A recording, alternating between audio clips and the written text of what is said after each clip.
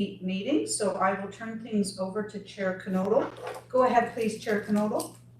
Thank you very much, Chair Kozakovich, and welcome to the October 7, 2021 edition of the Planning and Development Committee. Looking for a motion to accept the agenda. Director Bauer and Director Johansson, all in favor? Any opposed? Going forward then, none opposed. First item is delegation Okanagan Falls Community Association. CAO Noel, would you care to do the introduction, please, sir? Well, I understand that we have Matt Taylor, the president, and Bob Daly, the vice president, on, and that Gail Scott, our economic development officer in Okanagan Falls, will be presenting on a slide deck, Mr. Chair. So I think we'll just turn it over. I'm not sure if Matt wants to introduce the discussion. And then, yeah. Outstanding. Go ahead, Matt. Thank you very much. And on behalf of Okanagan Falls, and more specifically Okanagan Falls Community Association, or OFCA, I want to wish a very sincere thank you to the chair and CAO Newell and the board for the opportunity to present here this morning. 3 quick points to get started.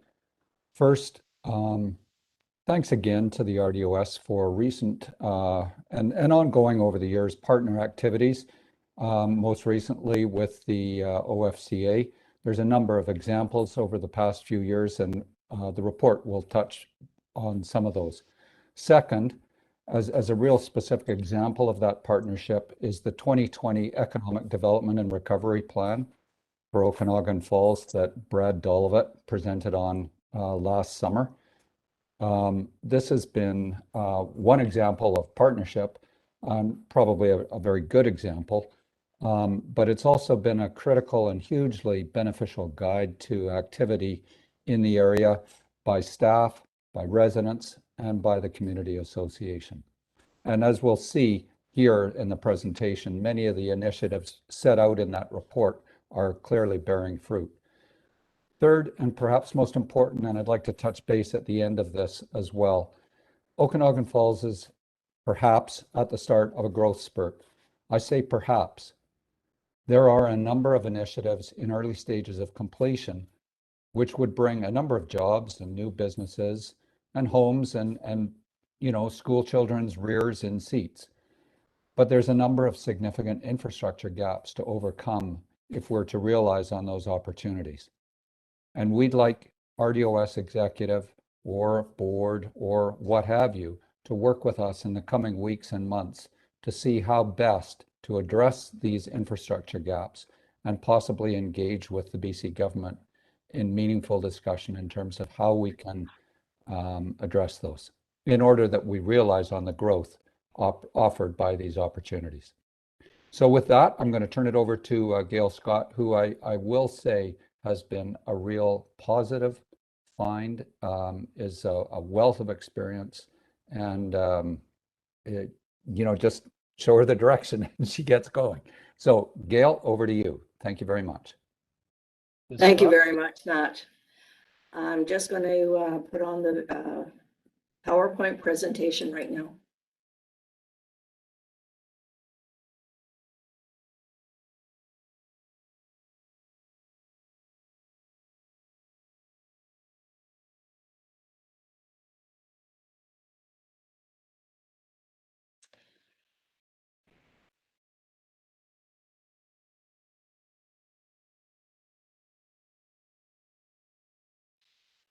So again, good morning to all of you.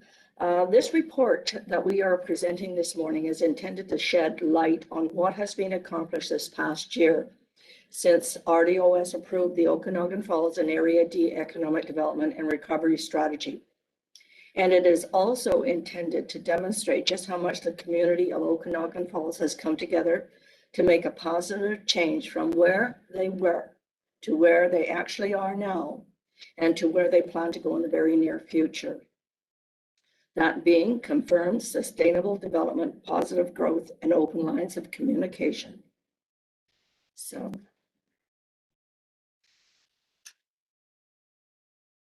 Excuse me, Gail, are you sharing any slideshow? our documents? Because we're not seeing anything. I just want to make sure that Oh, you're it sharing should. something. So if Gail's having difficulty getting it up, I understand Danny may have a copy that he can share up and Gail can do the flip slide routine. I apologize. Yeah. We tested this last night and it did come up. Danny's going to put it up for you, Gail. Okay, thanks so much. Plan B. Plan B. We talked about Plan B last night. It's all good. That's why we have Plan B. Yeah. So just hang tight, Gail, and Chair Canolo will let you know. Okay, thanks so much. There you go.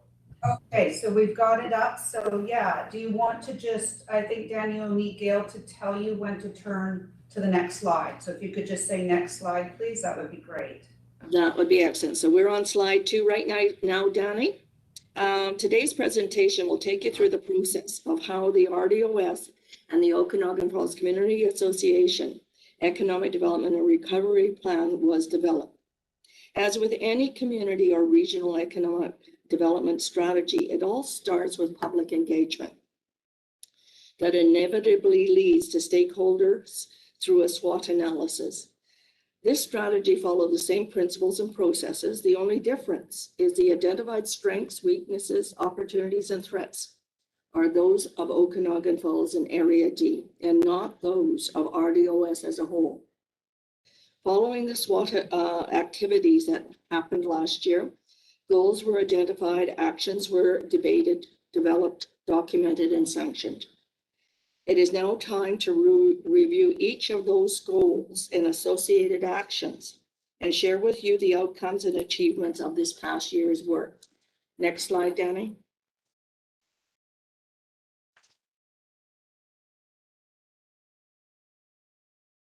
Danny, do you want to drop it down to the next slide?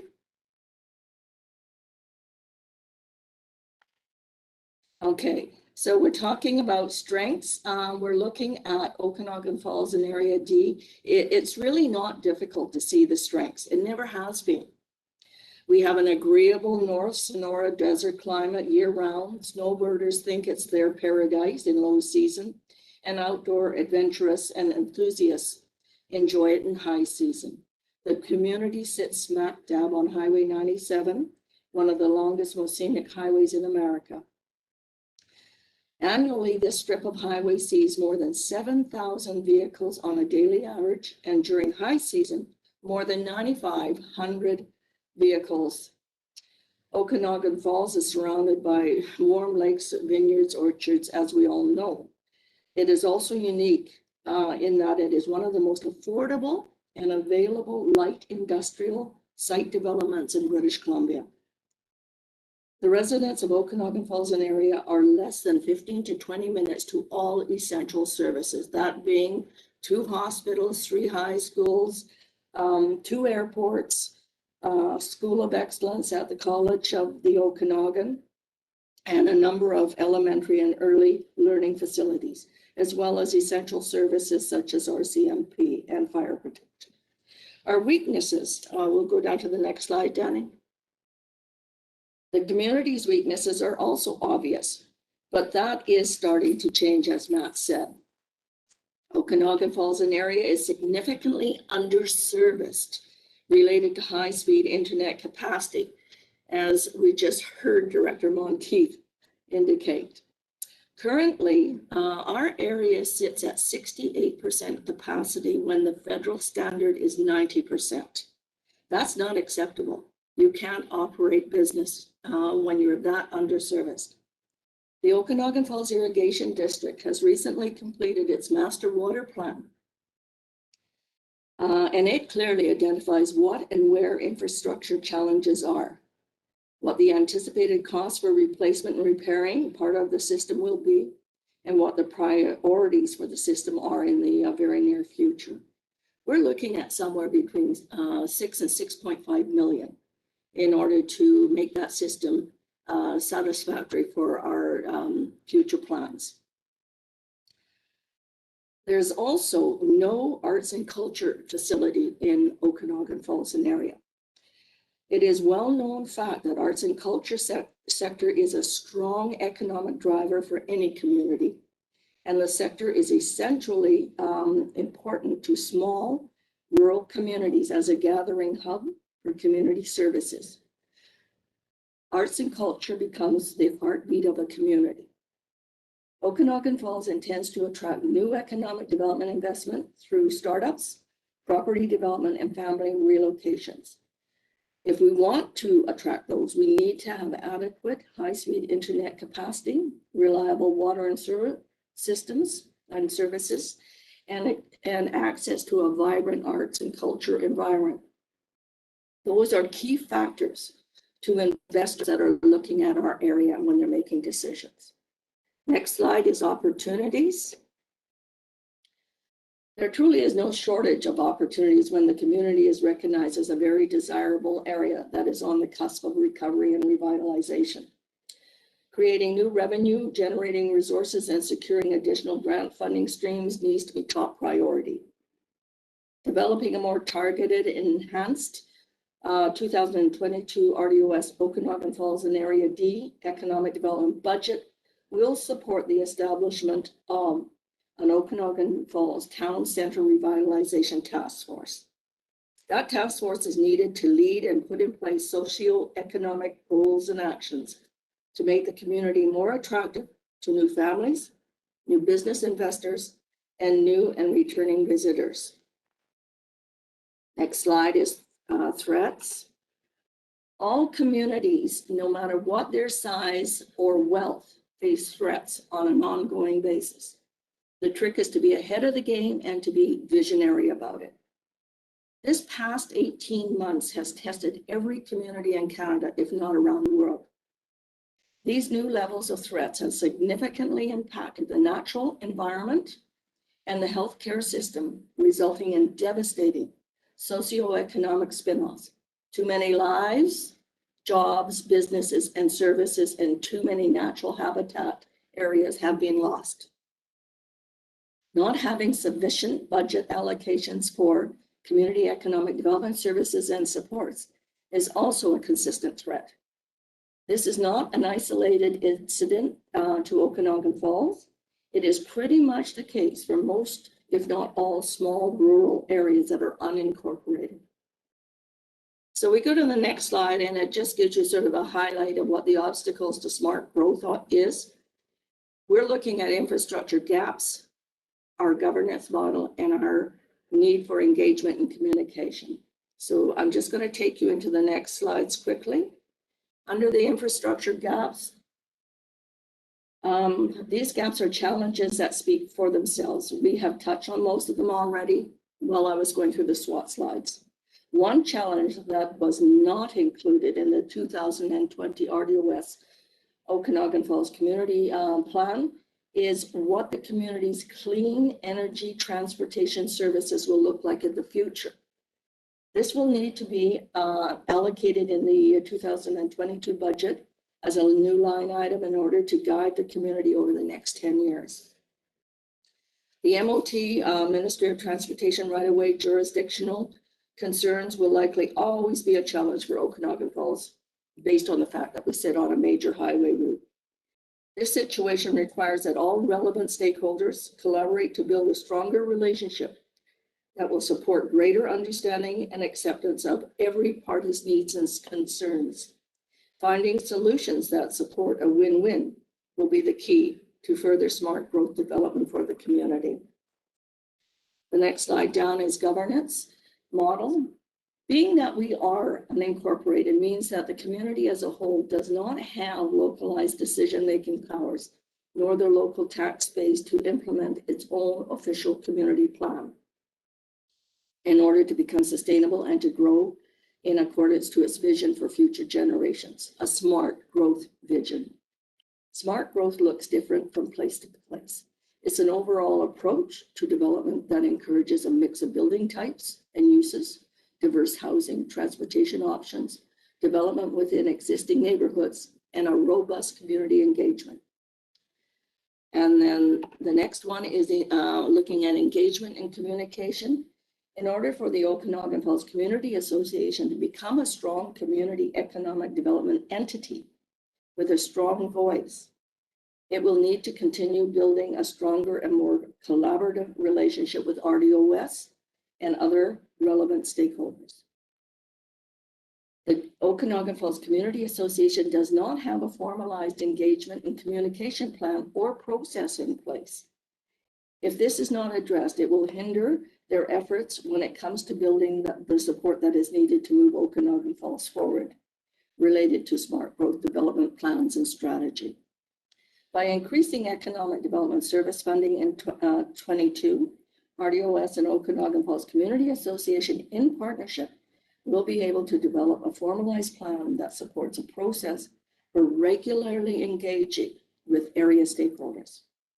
Through regular and inclusive engagement, it is expected that the community as a whole will become more cohesive and supportive of change. It is also expected that some of the large local corporate businesses who want to buy into a formalized Okanagan Falls Community Association corporate sponsorship initiative that provides them an opportunity to meet twice a year to address community development issues, concerns related to achieving sustainable growth, which in turn results in a stronger economic return on investment for all. So the next slide we're going to look at is what are the actual results and measures that we have seen this year.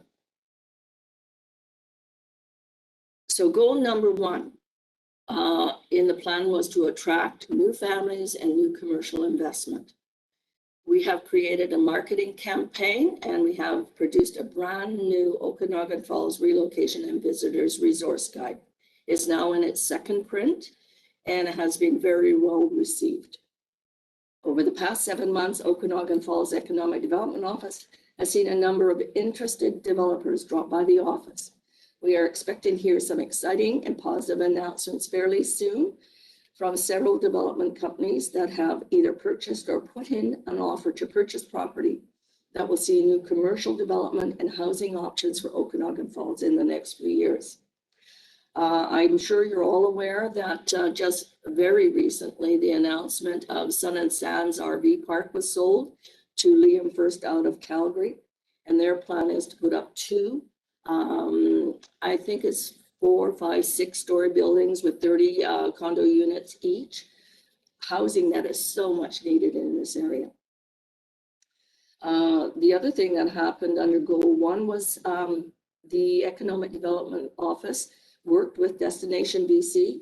Oh, sorry, what am I doing here?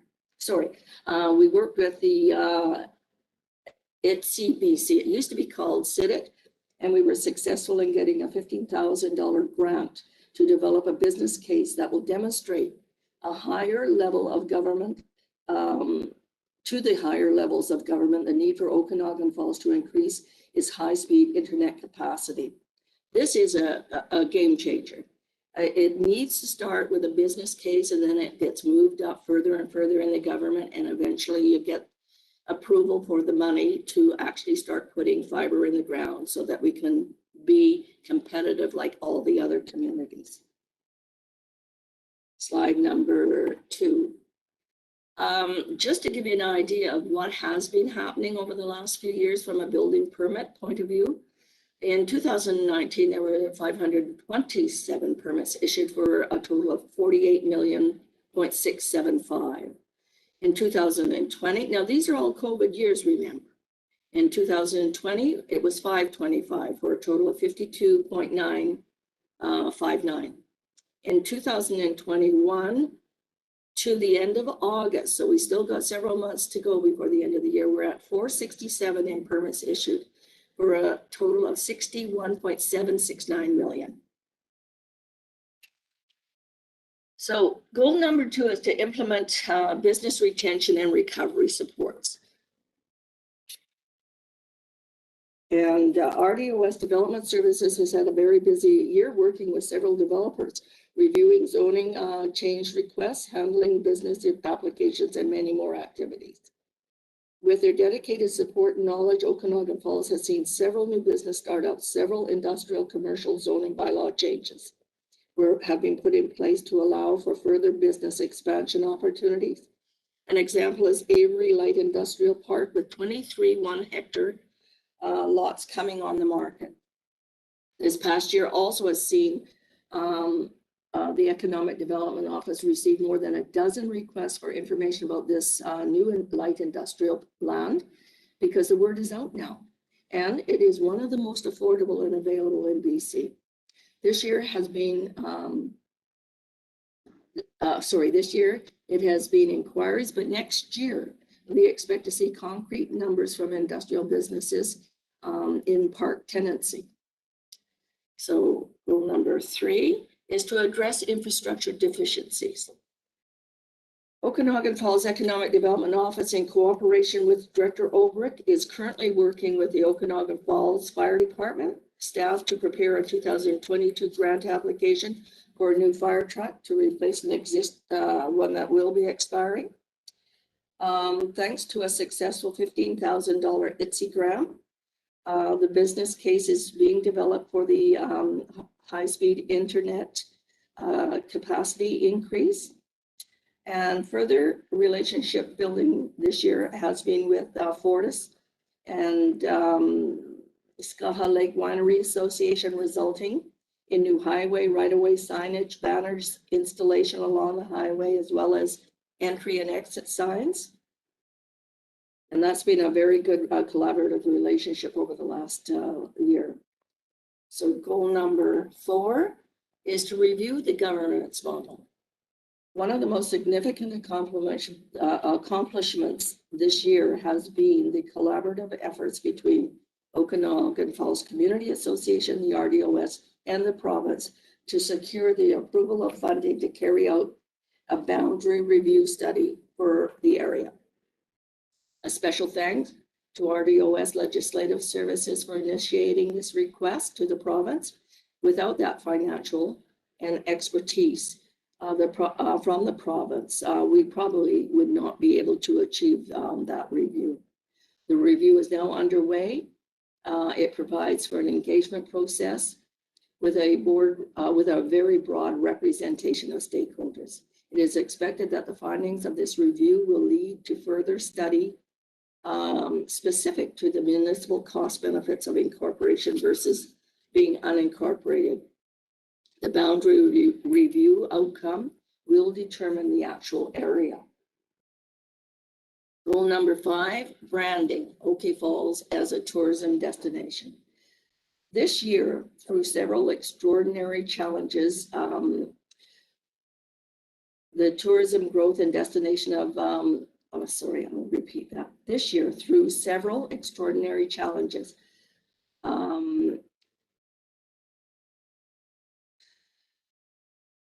even though we saw the extraordinary challenges, we saw a number of positive outcomes. COVID-19 may have prohibited hosting and holding existing events, and it even deterred the creation and launch of new events, but it didn't hold the community back. A solid COVID safety plan was developed during Christmas holiday season that brought sparkle back into the community. More lights went around town in the parks and on the trestle. The creation of a local contest for the best dressed business, the launch of a new buy local online Christmas market, complete with pictures with Santa and a visit from Santa on the fire truck. The RDOS Okanagan Falls office worked hard to develop better, stronger, and more collaborative relationships. Evidence of these relationships include new official Destination BC Visitor Information Center network status. That brings $10,000 a year to grow our tourism throughout the area. We were one of the last 4 official visitor centers to be designated. They're not going to put any more in under that program. There was ongoing negotiations with Interior Savings Credit Union to utilize their space for shared services, but that's still in negotiations. That's one of the best buildings in OK Falls, right at the corner of 97 and Main. And the fact that it is basically sitting vacant, probably 95% of the time doesn't make sense. So it is very important that we work with them to see how that building can be utilized and revitalize the main center of Okanagan Falls. We created a new visitors guide, including a complimentary full color page promoting the local wineries, as well as businesses and tourism services.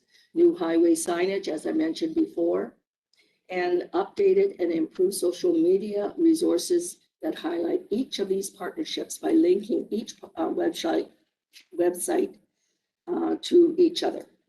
So goal number 6 is to revitalize the town center.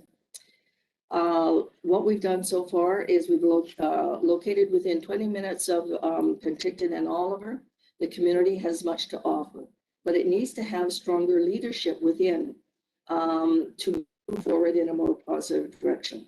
The community needs to get creative in ways to secure much needed sponsorship funding to establish a downtown business association or something of that sort. This association would include both small and big businesses and not-for-profit groups that will guide the community in its priorities related to beautification, building improvements, wayfinding, signage, landscaping, murals. Murals was definitely part of the plan, and it is still part of the direction that we are heading into. It's just a matter of finding the right grant programs for it. And goal number 7, to build on existing community amenities.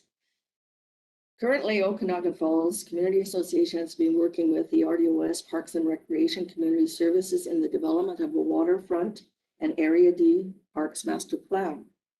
This plan, once completed and approved by RDOS, will greatly enhance Okanagan Falls lakefront access and expand on existing recreational and community needs. Currently, new innovative ideas are being researched that will enable people living with disabilities to enjoy water-related activities with their friends and families. We're looking at wheelchair ramps into the lake. We're looking at hydraulic kayak docks that can raise the dock right up to wheelchair level, and then people in wheelchairs can just move over into the kayak. That requires funding, and that requires finding the right grant program for it. So going forward means that Okanagan Falls, an area, and these local citizens, RDOS, local businesses, corporate stakeholders will continue to build better based on regular lines of open communication. So next slide. I'm just going to walk you through something that is more visual than verbal, and it's the sights, sounds, and signs of recovery and resiliency. This first picture is 97 in Maine this summer. It was just a beehive of activity. I can't say how much I appreciate our new entrepreneurs, Kelly and Kate Cast, who were able to convert that old real estate building into a hub of activity for bikers, for locals, etc. Here's our new brand in our new era. So our brand is the Heart of Wine Country. Fortis was excellent in helping us put up the signs and the banners, and it was a full day of activity, and it was really well received. Here's the new highway signage at the entrance and the exit of on the highway for Okanagan Falls. And here's just what the banners look like once they've been put up on the poles. And again, here's a lovely picture, and some of you may recognize our volunteers here. It's official. We are now, just like all the other RDOS communities, we're an official visitor center. We got money coming in, we got signage, and we have repurposed our little visitor center into something absolutely fantastic. I encourage you all, if you have time, to come down and visit us. We are open for business, and this lovely old sign was found behind the OK Falls Museum. It was brought in and donated. It was the old visitor booth center sign, and it's just weathered, and it just sort of fits in. On the next slide, next to it here, are wonderful summer students under the Canada Summer Students Program put together a whole bunch of brochures talking about what is there to do in Okanagan Falls, how to spend a day in Okanagan Falls. So it gives you an idea that we are moving forward and really doing as much marketing and attraction as possible. Here's our new bike rack, and this is a drawing of what the trail map shelters will look like. And thanks so much to Mark Woods and all the staff who were able to get a grant, have these shelters developed, and they've dedicated one for Okanagan Falls that will go at the head of the KVR trail. The bike racks are interesting. It's a collaboration between the Oliver Correction Center and ourselves here in Okanagan Falls, and very affordable, great bike racks, and I just think they add so much. We're offering new program and new products as well at the center, at the visitor center. So we joined the Go Fish BC program, which is part of the Freshwater Fish Society. You can take out fishing rods, tackle boxes at no charge, and just return them.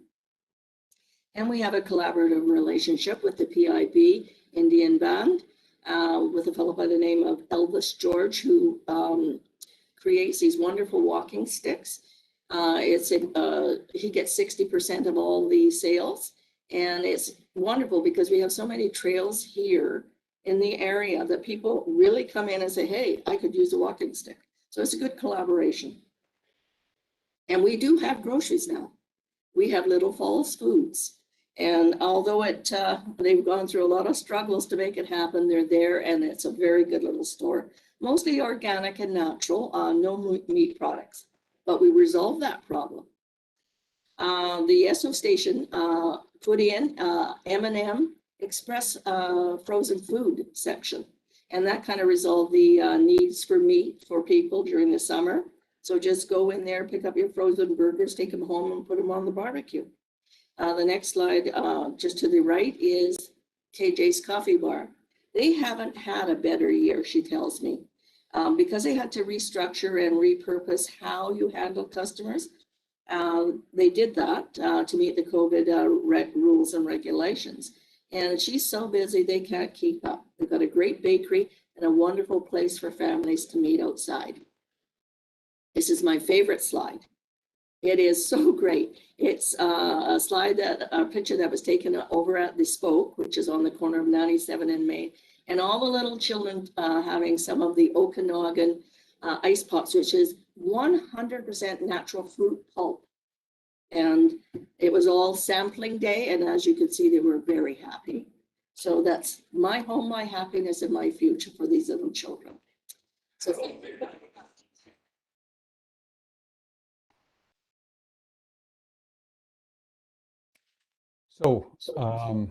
thank you very much, Gail. I think you did a great job. I'm sorry, I know we've gone a little over time. I'd like to invite if there's any questions from any of the board members or staff. And clearly this presentation has been a partnership. A lot of the work that's referenced has been certainly probably hasn't been led, but it's certainly been made easier by some of the work that's been done in partnership between the community and the RDOS, such as the governance study and also the economic development and recovery plan. And again, our real ask is you've got a ton of expertise in your senior staff and on your board, and we know we're going to need help to bridge this infrastructure gap if we're going to realize on some of the opportunities that are in front of us. So we hope that you can help us. Thank you, Mr. Taylor. Ms. Scott, an absolutely outstanding, well done presentation. Let's see thank you. if you've left any room for any questions there. You've been very complete. From the board, are there any questions?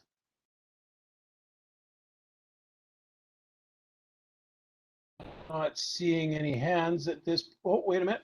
Director Gettens, please. Thank you. Not so much a question, Chair. If I might, just a comment. I agree. It was a really great presentation. I think change is so incredibly hard, and it's difficult to do. And I think the team that you've got on the ground in OK Falls looks like you're making great headway. you've got a director that's working pretty hard for you around this table as well. So I just want to say congratulations. We've got high hopes for Okanagan Falls. And yeah, I love where it's going. I think you've got one of the prettiest little hamlets in the valley. So I'm excited to see what comes next. Thank you, Director Gittins. Any other comments or questions from the board? Director Obrick, please. Thank you very much to the chair. And I want to say a real thank you to Matt Taylor, Bob Daly, the Okanagan Falls Community Association, all the amazing community work that's come forth from the community. This is driven from the community. And Gail Scott, wow, absolutely fantastic presentation. I know I appreciate the update being delivered to this board. You know, the people on this board, they don't all get the opportunity to see the good work being done in OK Falls, and I think it's real interesting for us to see how much has been done in such a short time. Gail hasn't even been on this position for 1 year, so I'll tell you what she's accomplished in that time is really impressive. And thank you so much to staff and specifically Gail Scott. Thank you. Thank you. Thank you. Ms. Scott, would you be able to make your presentation available to the board members? It was very outstanding, and I think it would be very useful for the board members to be able to look back at it at a later date, please. Absolutely. I can make that available. Yes. I also would like to include, and I'm not exactly sure how this works, but I'd like to give each one of the board members one of our new relocation and visitor guides, just so that they have a copy of it, and it backs up the presentation. So when I figure out how to get mail to each of you, you'll all get one of that. Thank you very much. I'm sure the staff can help you out with that. But yes, I'd like to have a copy of your presentation myself. You are a neighbor and an important part of our community also. With that, I don't see any other questions or comments, and our time is ticking along. I'd like to thank you very much for an outstanding presentation, and we'll move along. Thank you again. All right, board. Moving along, item C, Greater West Bench Geotechnical Review. CAO Noel, please. Thanks, Mr. Chair. One of the recommendations out of the Area F official community plan was that we undertake a review of the geotechnical, the old Clone-Leonoff report that investigated the geotechnical stability of Greater West Bench. So in 2019, we went out for proposals, hired ECORA, and they now have their report ready to present. So I'm just gonna, we should check with Mr. Garish, Mr. Chair, he's the lead on this, and then I know ECORA is standing by to present the report.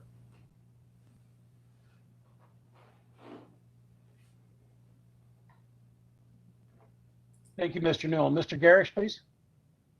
Sure, thank you. I'll just keep my comments brief. I was going to say something along the same lines as the CAO. And just, yeah, we've been working on this with the assistance of Jen Clark from Clark Geoscience and Michael Laws from ECORA for the last 2 years, and very happy to be at this point and to be able to present the report to the board. And so I believe that Jen and Michael have a PowerPoint presentation ready to present, so I'll turn it over to them. Thank you. Thank you, Mr. Garish. Maura, please.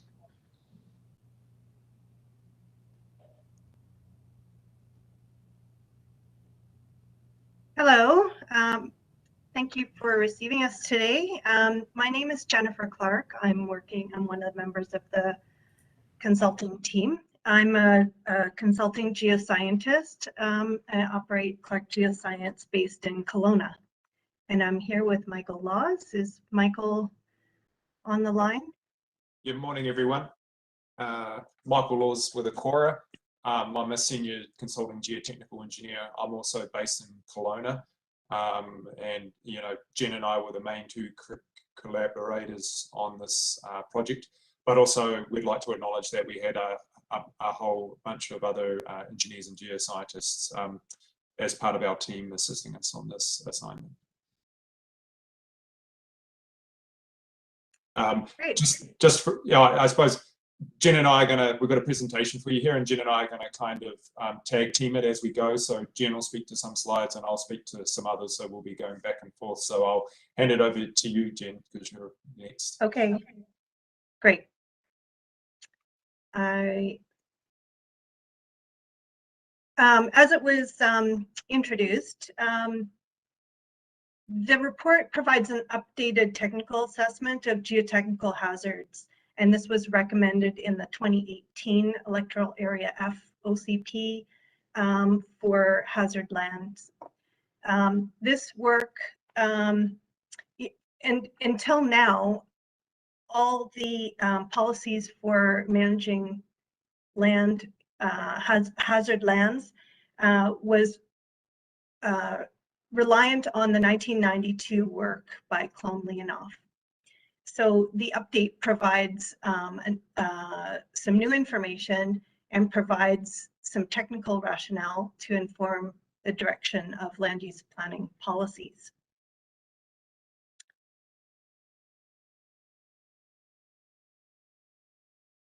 Since the Klon-Leonoff report was completed in '92, we were able to access updated sources of information. Some of the technical research available to better characterize soils in the area has been published through PhD research, Iravani specifically, from Alberta, and some other research out of UBC Okanagan. Iravani and Big Delhi both provided some important engineering geotechnical data on the glacial lacustrine silts in the area. And the Pacific Hydrology Report from 1993 was a groundwater investigation that was completed for the area near Max Lake and the Peterborough's gravel pit area.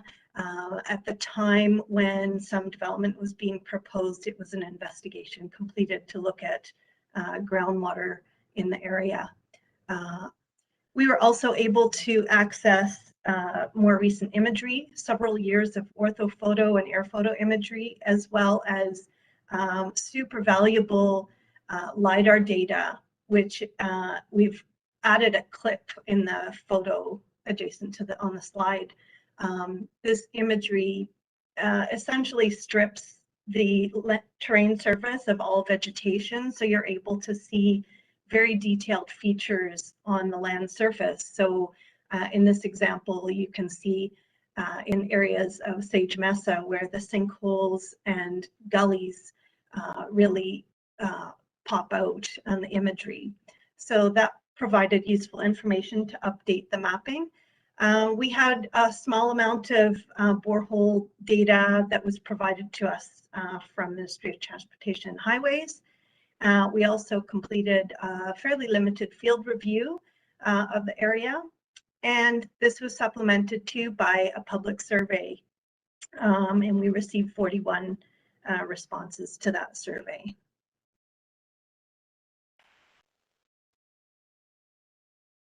So the first step in the update of geotechnical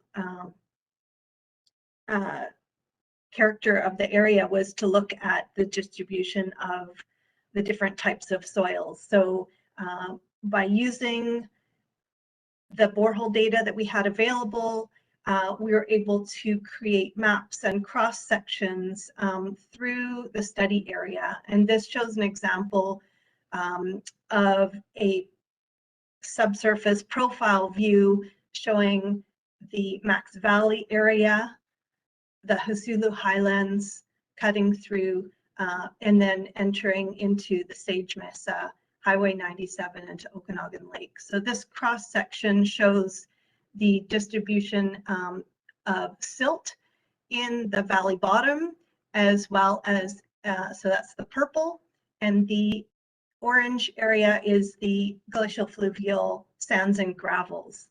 So basically, the subsurface distribution of soils is dictated by the post-glacial history of the area, when the Okanagan Valley was occupied by a lake, glacial Lake Penticton, in which thick deposits of silt were deposited. At the same time, water flowing out of the Trout Creek Basin was diverted south into the Falder Meadow Valley area and entered the Max Lake Valley, was directed south into the West Bench area. So this basically sets the stage for our hazard assessment. I'm going to turn it to Mike now to talk about the unique material properties. So, as sure you're all aware that the glacial lacustrine silts have some very unique behavior not seen by most other soil types in the Okanagan. And, you know, one of the things that develops these unique behaviors is that the material is almost 100% silt. So silt is a material that's finer than sand, but it's coarser than clay. And we find that these soils tend to be 90% or more silt, and the grain sizes in them are almost the same. Like, so when we run a sieve on it, you get a very straight line on your gradation curve. And because of that physical type of characteristic, then it has some unique engineering characteristics or behavior. What's really interesting about these soils are that when they're very sensitive to the introduction of water. So when the silts are very dry, they almost act like a weak cement, which is why you'll get in the photo on the right there, you get like these subvertical faces forming, because those are sort of dry blocks of soil. With the introduction of water, there's actually a chemical reaction that occurs within the molecular structure of the soil where it loses strength. And therefore you can get a lot of these geohazards that we see occurring, such as landslides and sinkholes forming. We also get desiccation of it with cyclic wetting and drying, which is why we get the sort of the toppling features like shown in the photo on the right, where there's erosion occurring through groundwater flow and these cracks that leave these little sort of hoodoo features forming, which eventually become unstable and collapse.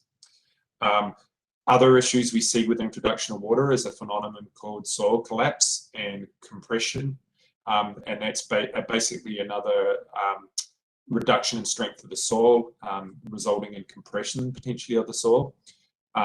We tend to see that behavior more in remolded silt. So in other words, it's either been excavated and placed as a fill material, or it's what we call colluvium, which is landslide debris. So a silt bluff has failed, and the material, for the use of a better term, kind of fluffs up as it falls. So it's more susceptible to that. Another phenomenon we've noticed, and we didn't have a lot of data to sort of flesh out this hypothesis, is that across the greater West Bench area, we noted that from some limited data points that there appeared to be a little bit more clay towards the south end of the study area in the silt, which may suggest that that's why we see less sinkholes at the south end of the study area versus the north area of the study area. And the introduction of clay or plasticity in soils reduces their vulnerability to internal erosion, which is the physical mechanism that forms sinkholes. Another important aspect of the study area is the groundwater regime. And through our review of the existing hydrology reports and the information we had, was identified that there was a trough in the bedrock. So in other words, it's a buried trough. And that actually intercepts a lot of the groundwater flow from the higher elevation areas in the study area and actually directs it to the south. So as a result, groundwater has less influence in the north end, or the Sage Mesa area of the study area. I think we're on to the next slide. Thanks, Jen. Yeah, so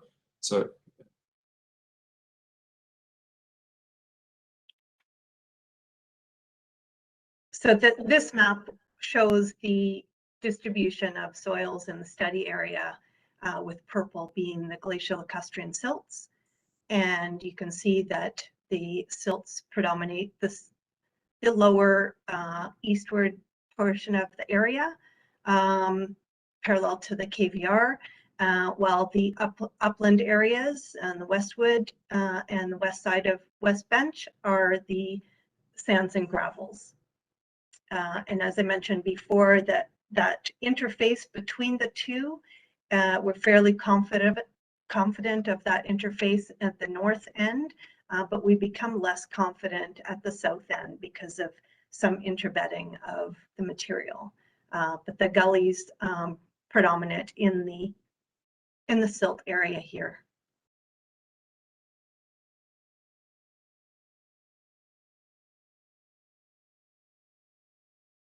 Oops.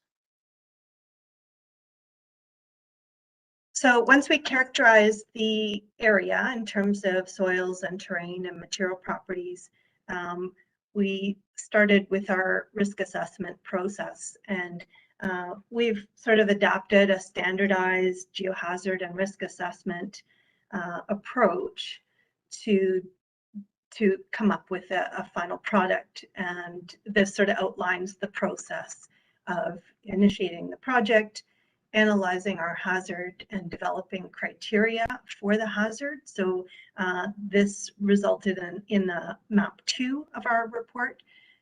We identified these hazard and risk scenarios by inventorying and characterizing each one of those hazards.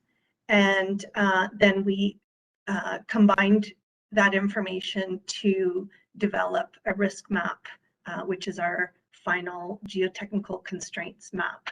And by doing this, we can work towards identifying planning response or ways that we can mitigate the risk. So this slide we're speaking to now is that these are the types of geohazards that are observed in the study area.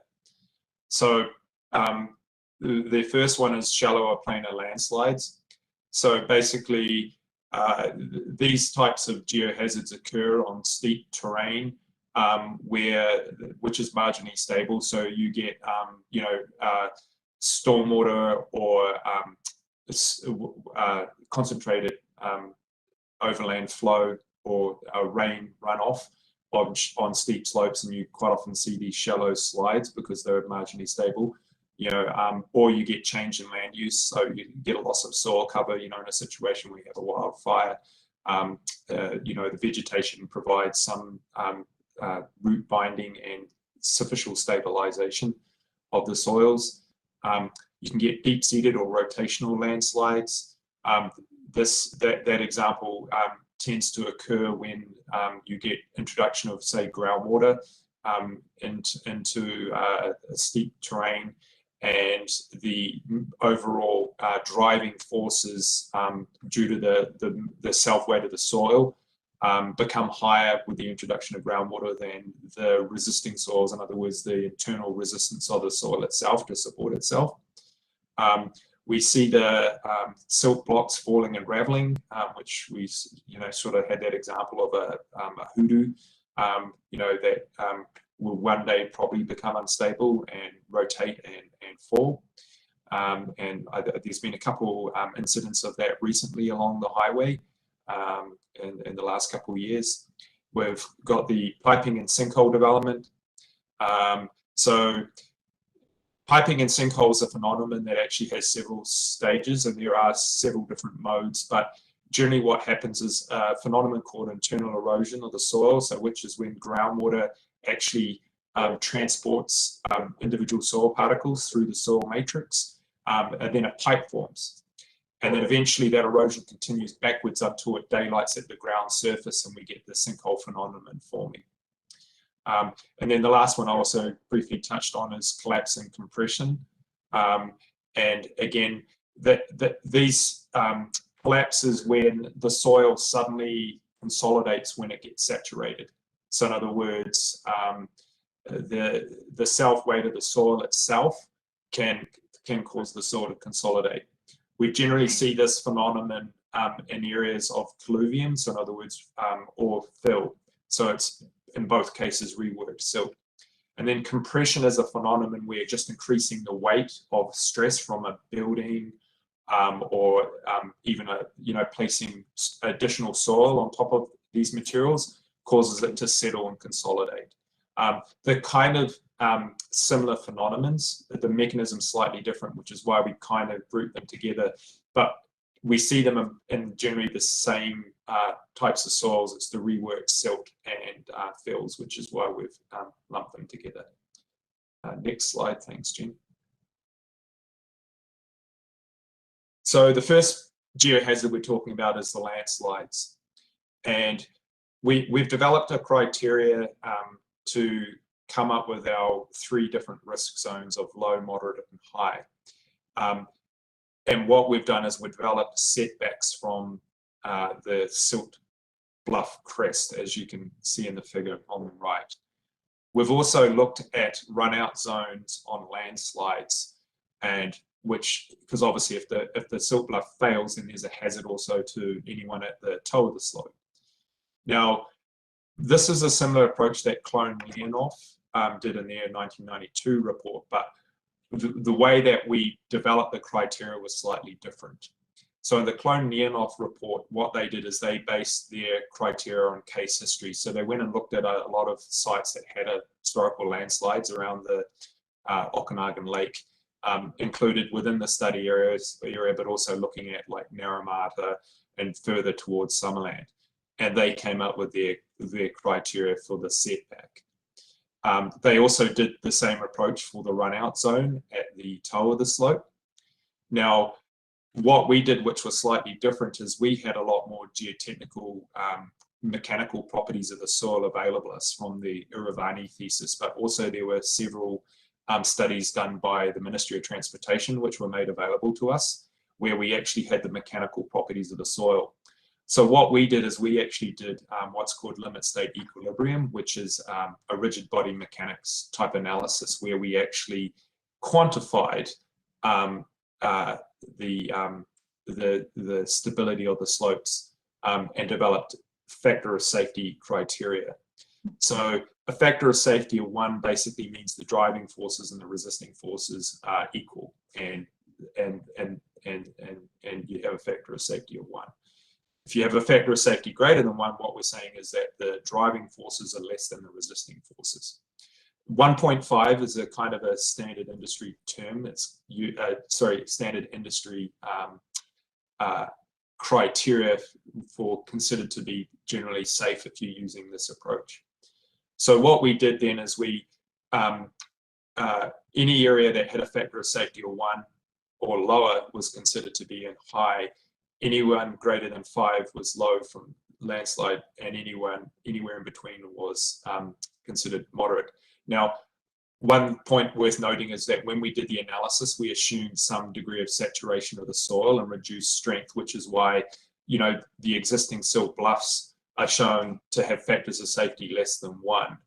So we've made some conservative assumptions based on the limited data we had available to us.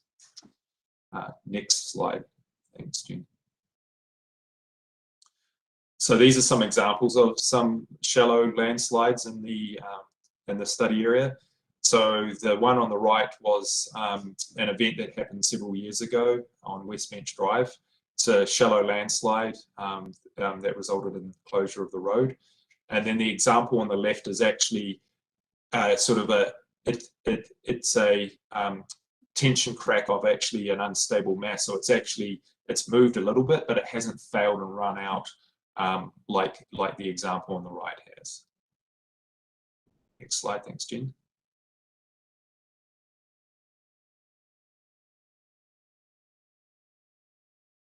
So obviously, once we've done that analysis, and also we also did some field work to confirm some of our assumptions, we developed this landslide hazard zone map.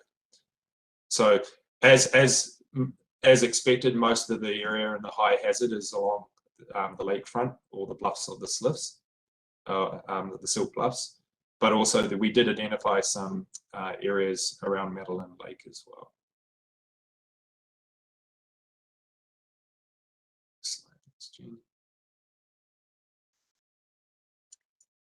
I'll speak to the sinkhole hazard slides. As Mike described the physical mechanics and the process driving the development of sinkholes, I'll reiterate that, internal erosion or piping, formation of tunnels underneath the soil surface is driven by the movement of water through the soils. So when water penetrates the ground, it finds zones of weakness or vertical joints, fissures, cracks, where water moves through the soil and eventually erodes. We can often see that the sinkholes preferentially develop next to the edge of the silt bluff, and that's likely due to the higher hydraulic gradient or the higher rate of movement of water as it approaches that exposure. They can also form very close to each other, and sometimes we've noticed that they form a linear pattern, and this can perhaps suggest that there is a horizontal pipe or zone of erosion underneath the soil surface that we cannot see. And so the sinkholes develop as the soil collapses adjacent to another. So, the factors that kind of influence the development of sinkholes were the soil character, the water, but also the proximity to the slope crest and to other sinkholes. So we developed the hazard criteria based on the soils and spatial relationship by interpreting the LiDAR data and air photo data and supplementing that with field work to map sinkholes and where they occur. So we've identified the high hazard sinkholes, sinkhole areas as being 30 meters from the slope crest and within 30 meters of other existing sinkholes. So that's why the hazard area moves away from the slope crest in some areas. Areas that are located in the glacial lacustrine sediments but do not have sinkholes were assessed as being moderate, and areas outside the glacial lacustrine silts in the sands and gravel deposits were rated as low hazard. And here are a few example sinkhole sites in the study area where you can see they've maybe formed around storm drains or leaking water lines, some unknown sites, some larger, some smaller. So they can be of various sizes. They can be on private property or on public property. Those are a few examples. And here is the sinkhole hazard map, which you all have a copy of. Again, this shows the distribution of sinkholes that were interpreted by imagery and the distribution of high hazard sinkhole terrain. So they're mainly in the areas around the gullies, and they seem to be more common in the north of the study, in the Sage Mesa area. And as Mike said, that was possibly due to the presence of a clay. The other thing that's probably worth noting is that the mechanism that Jen and I have described are for natural forming sinkholes. So in other words, we also see a phenomenon of sort of man-made form sinkholes, and they quite commonly occur with utilities. So like you get a break in a water main, or, obviously the study area doesn't have sewer collection, but you'll see some sort of leak in an underground utility, and you'll get erosion in the trench backfill material leading to formation of sinkholes. And I believe one of the ones actually and some of the background information we received was actually due to a utility. That's another area where, well, that's another mechanism that can lead to formation of sinkholes, which is why we consider the rest of the study area to be susceptible to sinkhole formation, because sinkholes, which is why we consider the rest of the study area to be susceptible to sinkhole formation, because we've also seen examples where residents have had inappropriate stormwater disposal from their properties, and that led to the formation of sinkholes on their lands. Okay, so we're going to talk about the soil collapse and compression mechanism. So effectively, we've rated any area where there's been historic fill, and this is an example Jen actually found in the photo archives of construction of the KVR. And what they did is they actually built a temporary wooden trestle, and then they dumped silt off the side of it to actually build an embankment.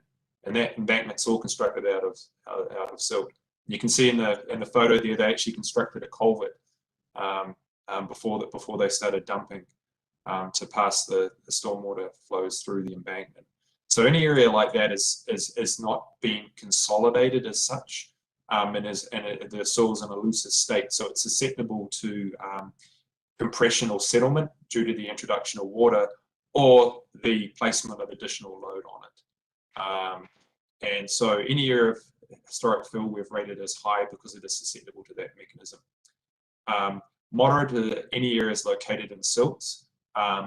And so again, depending on the kind of nature of the human activity, there could be some level of risk there, which why we've identified that. And then any area low with basically in other soil types in the area that aren't susceptible to these behaviours. We thought it was the Clone-Leonoff. It would be worth noting is the Clone-Leonoff report doesn't really discuss this mechanism, and we thought it was important to identify it because the solutions, if you're looking at doing development or any kind of construction of a structure in these areas, is different than it is if you're addressing some of the other hazards. For example, typically we would put a structure on piled foundations. So we thought it was important to note that distinction. However, incorporating this hazard doesn't actually change our overall hazard map, because we noted that any areas with compressible or collapsible soils either had existing landslide hazards in it or sinkhole hazards. Go on to the next slide, thanks, Julie. We must apologise. We actually noted there was an error in this map. It actually doesn't identify the high hazard zones. So the orange shown in the map should be identified as high side hazard. So we'll obviously amend that when we finally issue the report as a final revision.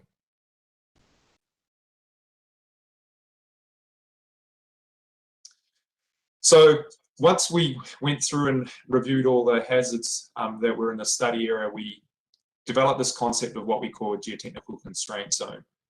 And basically what we're saying by calling it a geotechnical constraint, we're saying that there's geotechnical constraints that limit or need to be taken into consideration in any type of development.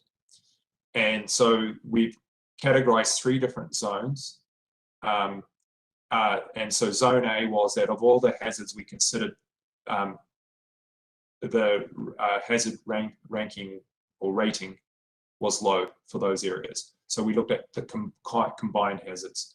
Zone B, we had any one of the 3 hazards that we'd identified were rated in moderate. So again, it was a combination of all the hazards we considered. And then zone Z, any one of the 3 hazard types that we considered were rated as high. So once we combined all those hazards, we developed these geotechnical constraint maps, which Jen can bring up on the next slide.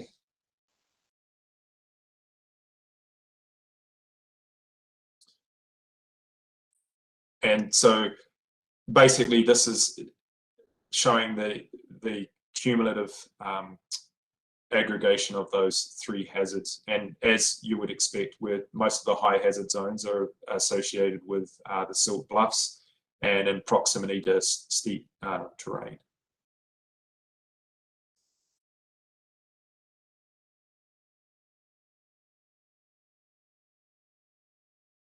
And So that leads us to the recommendations from our report. The first group of recommendations are to use this study and the results of this study to develop land use management policies for hazard lands, which was the primary objective. So specifically to incorporate that geotechnical constraints map into the current bylaws. We've also recommended that geotechnical report requirements be developed. This would reduce the uncertainty associated with interpretation by staff who receive reports from different consultants. It would increase consistency between the reports and therefore confidence in the types of information being received. Would be a minimum requirement recommendation for this. We've also recommended developing a soil removal and deposition bylaw. This reduces the risk associated with fill placement in high hazard areas, speaking to the collapse and compressible soil hazard, as well as the landslide hazards.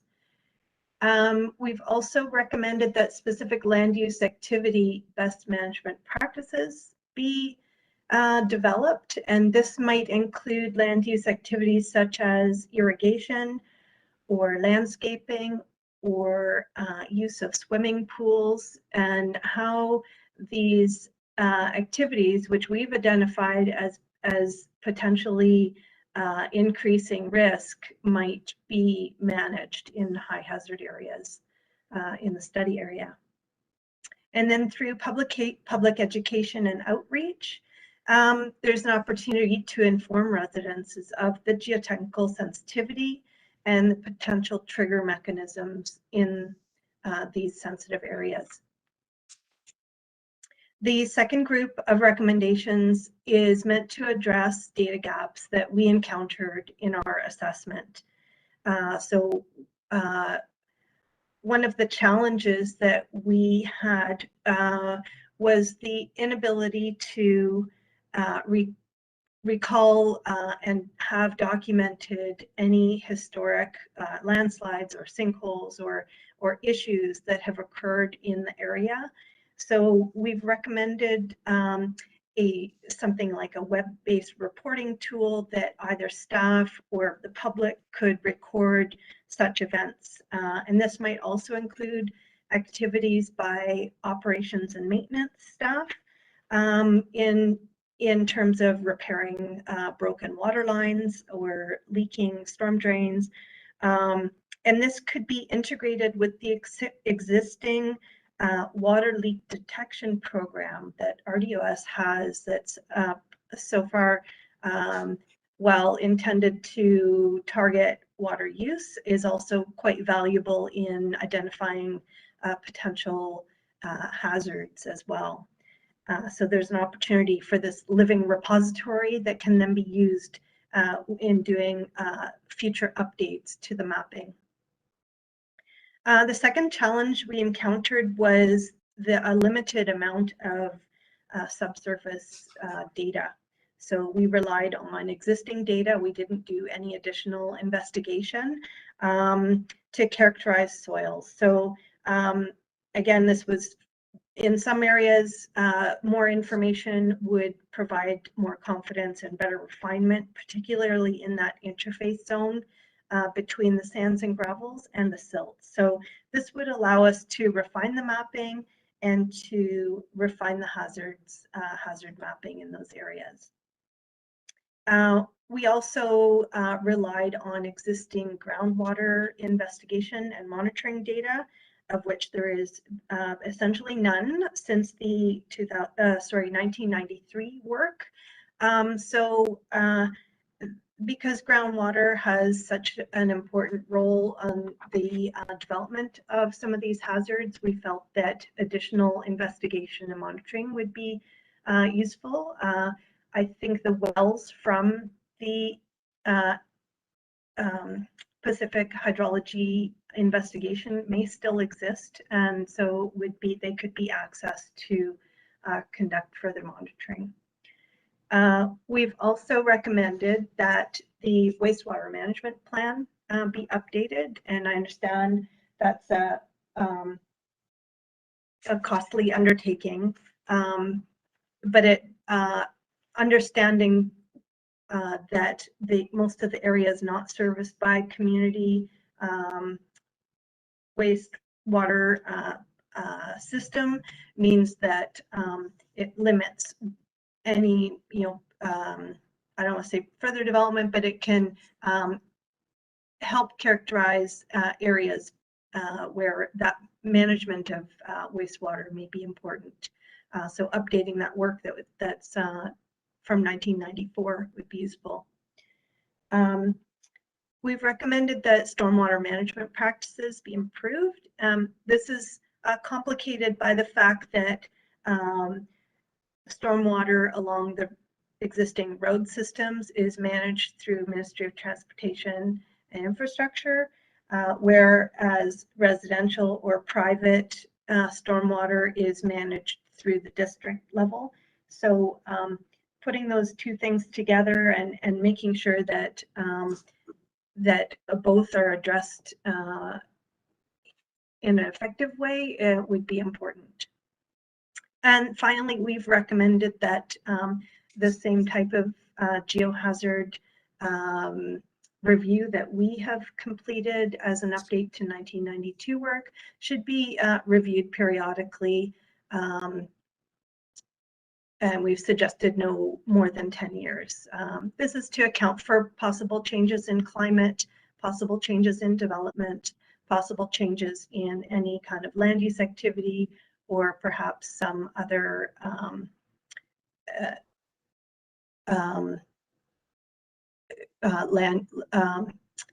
development of landslides or sinkholes, so maybe with the changing climate.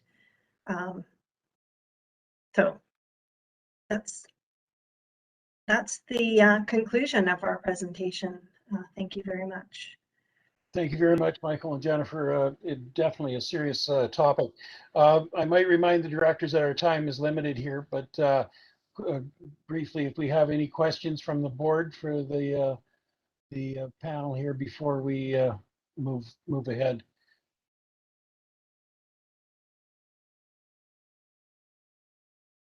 I'm not seeing any questions. Does anyone care to make Director or Chair Canodal, Director Johansson has his hand up, and Director Gettens. Oh, thank you. Yes. Director Johansson, please. Thanks, Chair.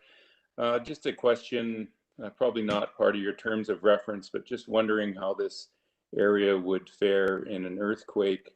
The silty structures there, how stable they would be through an event like that. If you could provide any comment on that, that would be appreciated. Thank you. Yeah, Director Johansson, we did actually look at that as part of the study, but the seismic hazard for the Okanagan is relatively low compared to, for example, coastal British Columbia. So it because it's such a long return period event, when we look at that factor of safety approach, we typically use a lower factor of safety because of the infrequently of the seismic hazard. So when we do that approach, we actually find it doesn't govern, and it's more the sensitivity with the groundwater is the governing case. And we find that with like most projects that we deal with in the interior. Thank you. Director Gettens.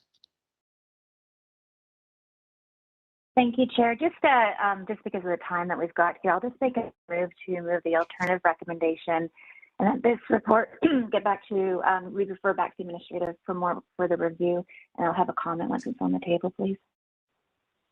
All right. Before we call a question, Director Monteith.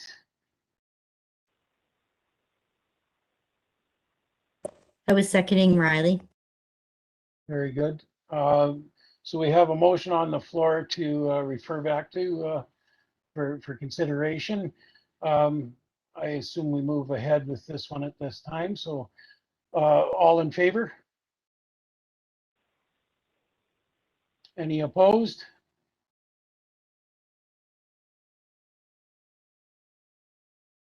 Not seeing any opposed, therefore motion carries.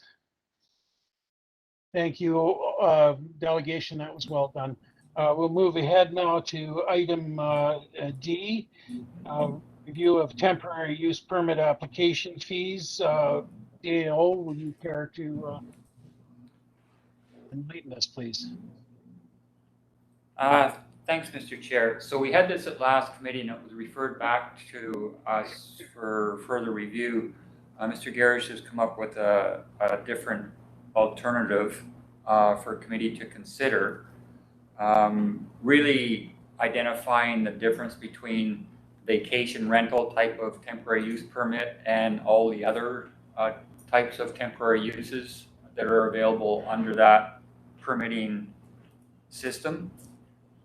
We believe that the cost of an application is $2,500.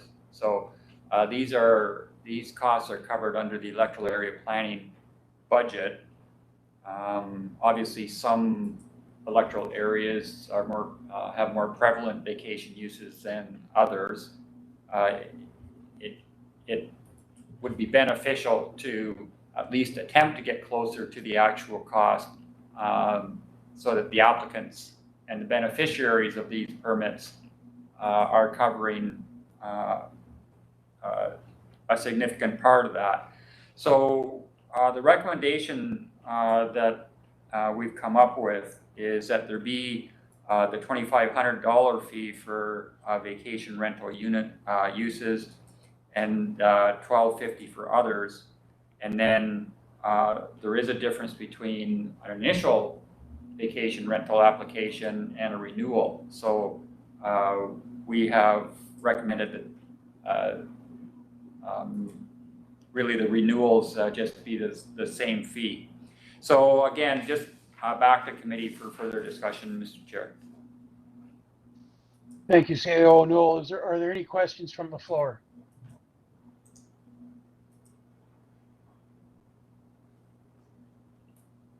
Not seeing any questions or comments.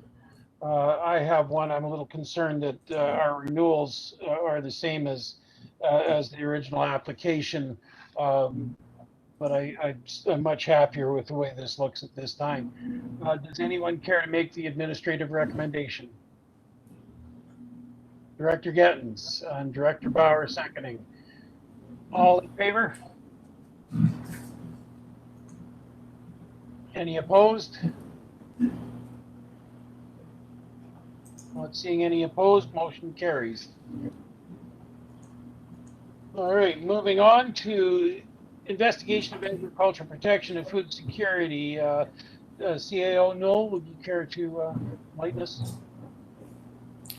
Yeah, we had a resolution to investigate the development of agricultural, the expansion of agricultural reserves or of agricultural plans. And with regards to food security, and then there are areas that have identified food security plans as well. So between a food security plan and an agricultural area plan, those are some big projects. The costs for the consultants are fairly significant. So our recommendation is just that we not pursue that at this time, Mr. Chair. Thank you, CAO O'Neill. Just a question, is the advancement of the agricultural protection area, is that not provincial jurisdiction? Yeah, we'd have to, chances are if we wanted the ALC to seriously consider that, we should probably present something to them. But yeah, it would be their approval for sure. Thank you very much. Does anyone care to make the administrative recommendation? Director Bauer, seconder. I will second. All in favor? Well, Director Canolo, or sorry, Chair Canolo, there was a hand up for discussion. I think Director Coyne and Director Roberts have questions or comments. I was going to make the motion, but that's all. Okay. Sorry, And Director Roberts has a hand up. Director Roberts. Yes, a question to CAO Newell. Just when could we maybe see this come back? I know it'll be, it's most likely expensive venture. The same idea. It's important, but I know, of course, we're inundated with all kinds of issues because of COVID at the moment. But is this something that we can look at a further date? The normal process to see something like this would be at budget committee. So either you could consider that during the 2022 budget process again, or you could advise us to bring it back in future years. But clearly it would be an impact on the planning budget. Thank you, CAO Newell. Any further questions or comments? Not seeing any, I will call the question. All in favor? Any opposed? Seeing none, motion carries. And I think we can slide in the last one. Director's motion, cannabis retail stores. CAO Newell, please. So this is the application process for a retail store under the Cannabis Control and Licensing Act. And we've, again, had this at committee a number of times now, trying to figure out how to proceed on these. There is clearly an obligation under the Act for the general manager of the program to receive applications. So everybody that's interested has a right to apply. The general manager is obligated under the Act to submit that to local governments. And then the Act says that if the local government supports the application, they advise the general manager of that, and the application can proceed through their review process. And if they don't support it, then it is done. Where we got caught is that under our procedures bylaw, there's an obligation on us, once we get a referral, is to bring that to the board. And I think that's the intention that we see in the Act, is that the elected officials receive this referral from the general manager of the program, and that they then decide whether that's going to be appropriate in their community or not. And I mean, I think the intent of the board is now, and there is an opportunity to delegate that consideration, but I think the approach that we're taking, where we have a policy of just delegating it to staff, but telling staff you cannot consider or approve these applications, is a somewhat, I mean, it's a way of getting around the responsibility of the board to consider applications under the Act. But I mean, from a parliamentary procedure point of view, you don't delegate something without an authority for whoever you're delegating to freely address the issue. That's not really a delegation. And under the Act, there's always the opportunity for an applicant to appeal an administrative decision back to the elected officials. It would seem easier for us or for the regional district if the board just fulfilled that obligation to consider applications referred from the ministry and decide what they want to do with it, and then advise the ministry instead of coming up with a procedure to try and get around that. So our recommendation then is to not adopt this policy, but the board can certainly decide how they want to go on that. Thank you, CAO O'Neill. Any questions or comments?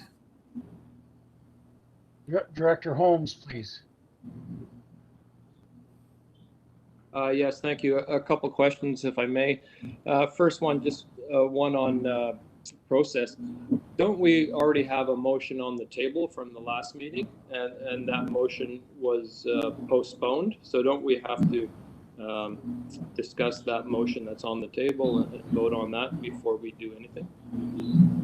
Yeah, well, the motion is to approve the policy. The other side of that is to not. We're saying from an administrative point of view to direct us to try and get around the law, probably not the right thing to do. Okay, but that motion has to be dealt with. Yes. So Okay. the motion on the floor is to approve from last time. And secondly, so I don't quite understand how last meeting staff recommended that policy that for the motion that's currently on the table, and now 2 weeks later, the recommendation is something completely different. I'm going to suggest that we probably felt some duress to bring that forward because the board really didn't seem to want to address these applications. So but looking further at it, I don't think that meets the intent of the law. Thank you, CAO O'Neill. Are there any further comments or questions? Director Obrick, please. Can you hear me? Yes, sir. So sorry, I was having confusion with the mute. Yes, I have. Thank you, Director Holmes, for the clarification on process. That was my first confusion, was the process. We have a motion on the table. When we postponed, my reason for postponing was I wanted to speak to staff to get some clarification. I heard the CAO say, feel. You don't feel that it meets some legal obligation, and that staff felt duress. And so that gives me a lot of concern. I know the intent of the motion was not to do anything illegal or to cause duress at all, but I haven't had opportunity to speak to staff about these concerns, which was the purpose of the postponement. Indeed, I spoke to Mr. Garish earlier today, first time on this since that postponement motion, and I asked him why we didn't have that opportunity. He said he was busy, and I sure can respect that. But I would really like that opportunity. I am not satisfied that we're doing anything improper. Indeed, the board has authority, and the board has already supported a motion for a moratorium. The first report recommended defeating the motion on the basis that it was somehow suggesting applications to a provincial authority be stopped. Of course, that's not our ability, and that's not the intent of the motion. The last report we see today speaks to a notion that we cannot delegate discretion on this issue to staff. There's no delegation of discretion involved here. This is a board authority. The board authority is a moratorium. The moratorium meaning that the public, the applicants, have opportunity to know that any application they make is going to be a no answer, a no support by this board until the other motion of this board is fulfilled. And that was the one for a review of the cannabis retail bylaw for Area D and a potential amendment to better, an update to better practice. Some members of this board may remember, we spoke about this previously. Penticton has different rules. We would like to be looking to the benefit of the example and experience of our neighbors like Penticton and other communities in BC.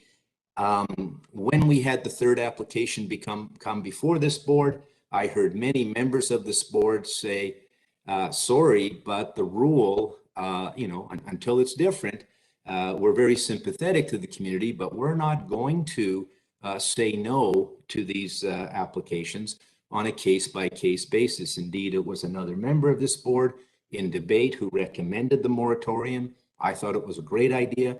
I took it up. I made notice of motion. We had it back to the board. I think the board unanimously supported that. I get confused on notice of motion. I don't know if that's a board motion or a committee motion. Now we're back in committee. I'm confused on process. If anybody can help clarify on how the process works, on why we're back in committee when we already have a motion of this board for moratorium.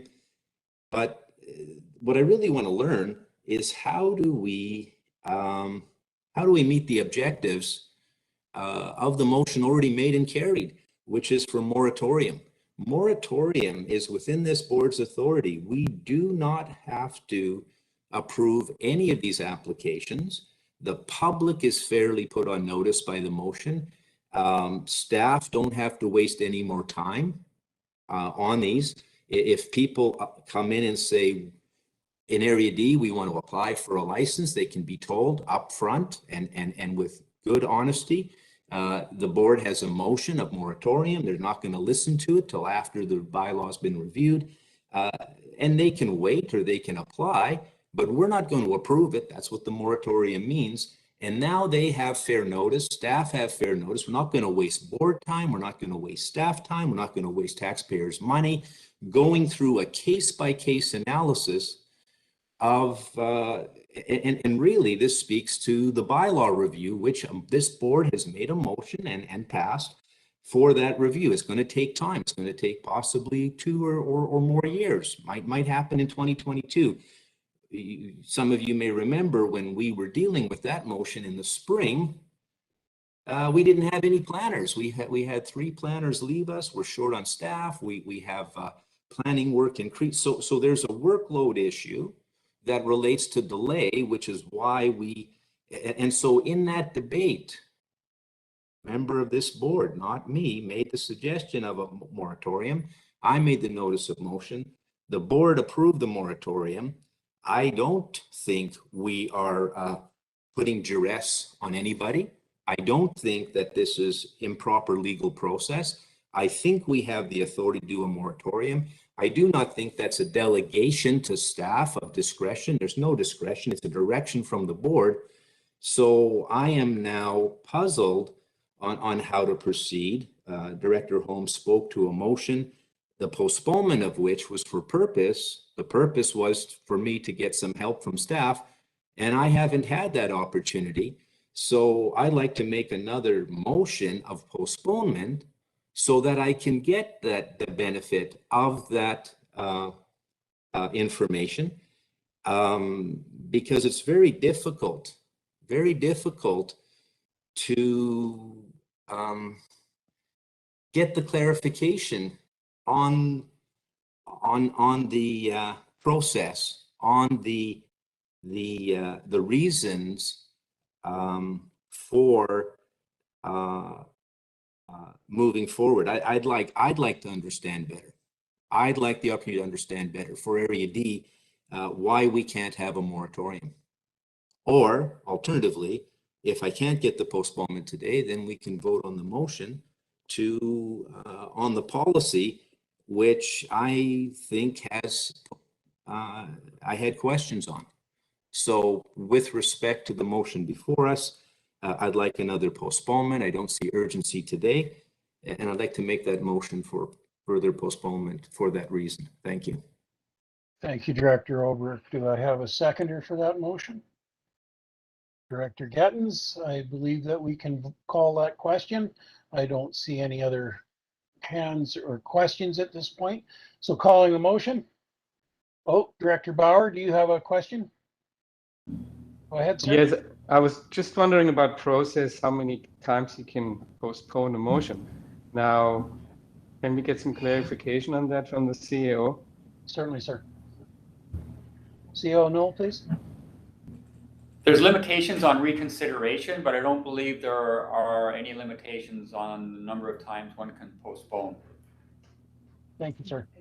Ms. Malden's agreeing with that, it looks like. All right. That being said, call the question. All in favor? Any opposed? Okay, Director Watts, Director Sentes, Director Robbins, Director Vasilaki, Director Bauer, Director Coyne Senior, Director Kozakovich. Have I missed anyone? Director Robbins? Keep going. Thank you. There's Director Spencer Coyne, Director McCordoff, Director Johansson. Okay, I don't have any. Anybody else missed? Okay, Ms. Malden? You have a count, Malden? Just a clarity, Director Robinson and Director Roberts. I just want to make sure I have one or the other or both. I just have Rob here, so I'd like to clarify that. Director Robinson. I'm against. Okay. Director Roberts? Did I miss you on this one? Nope. Okay, so that is 10 and that is defeated. Thank you. Going ahead, I believe now we have to call the question on the administrative recommendation. Director Sentes, moving? I would move the administrative recommendation. We have a motion on the floor. Is to approve. Yeah. So, sorry, Chair Knodel, it goes back to the motion that's on the floor because the postponement was defeated. The motion on the floor is that the Area D update retail cannabis zoning regulations policy be approved. So we go back to the motion that was postponed. Fair enough. Would anyone care to make the administrative motion then, please? It's already on the floor, so you just need to call for questions or the vote. Questions on this one? Director Holmes? Yeah, I just wonder, since it's been 2 weeks, if we could have the motion read out to us. Thank you. I don't have it, so. Ms. Malden, do you want to read that one out? Thank you. I don't have this handy, just at hand here. I could take a few minutes and dig it up. But if Chair or CEO had it handy, that would be fine. I do have the motion from the September 23rd report. Administrative recommendation was that the electoral area D update of retail cannabis zoning regulation policy be approved, and the policy was attached to that, and that was the administrative recommendation on September 23rd. Yes, thank you, and that is listed, directors, that is listed in your current report as the alternative, and that's what's on the floor right now. Thank you. I assume that Director Holmes?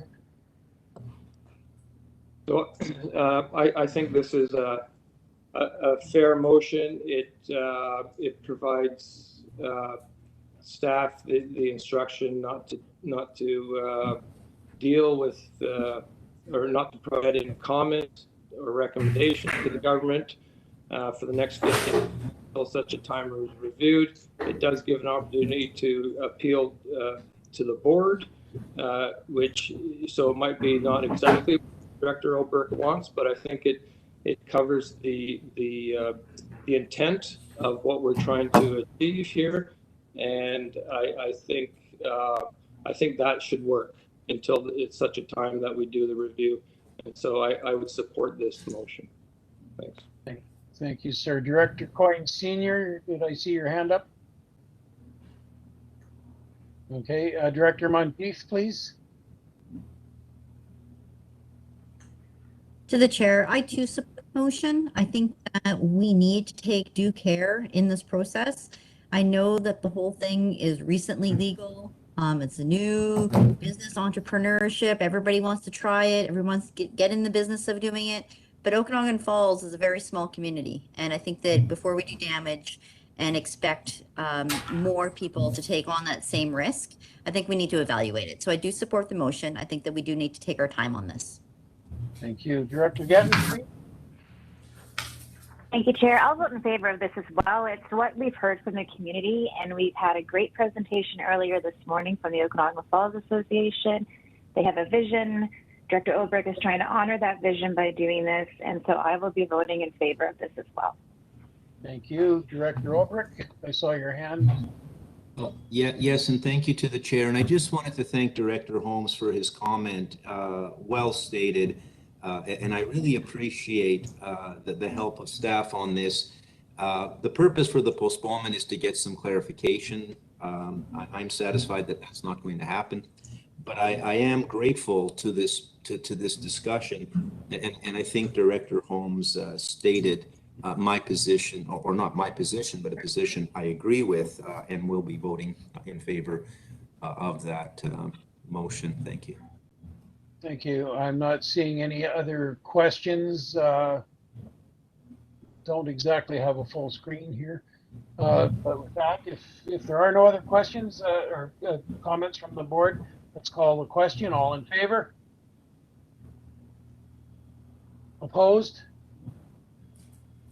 Director Bauer, Director Sentes, Director Coyne Sr., Director Coyne Jr., and I don't see, Director Robinson again. Director McCordoff, Director Johansson. All right, with that, can I get a count, please, Ms. Malden?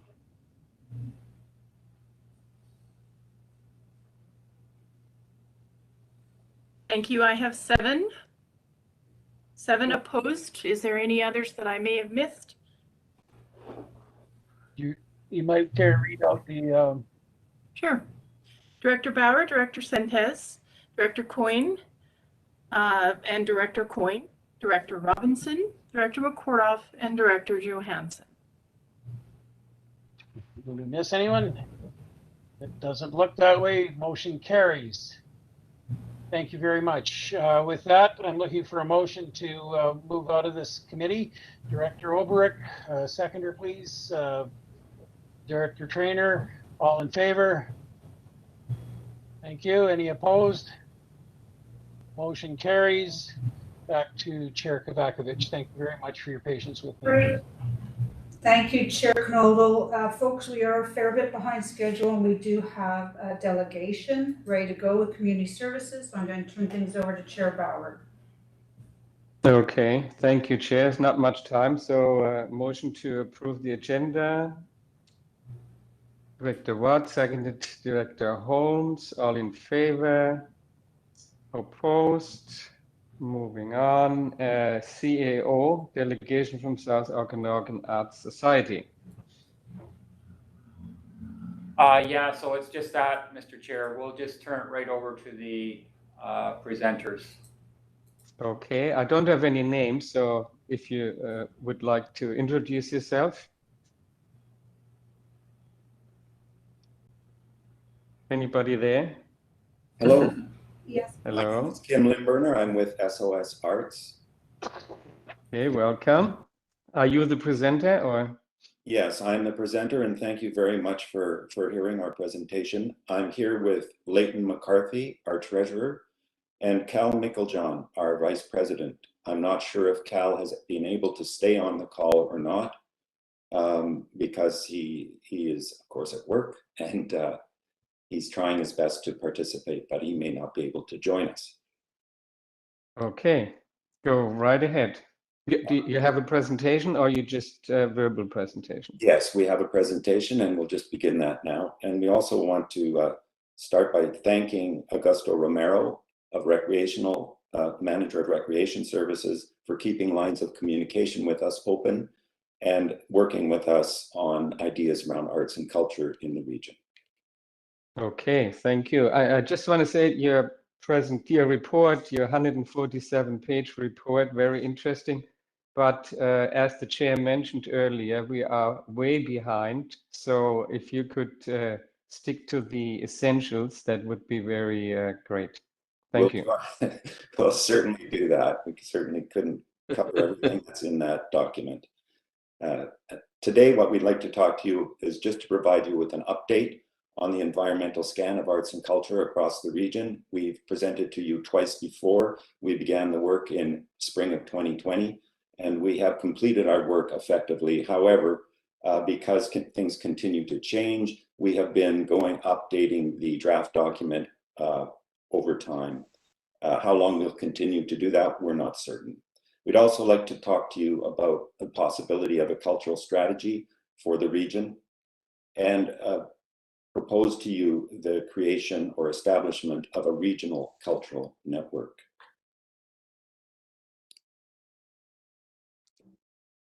Okay, now my presentation is not working right. There we go. Let's see if I can get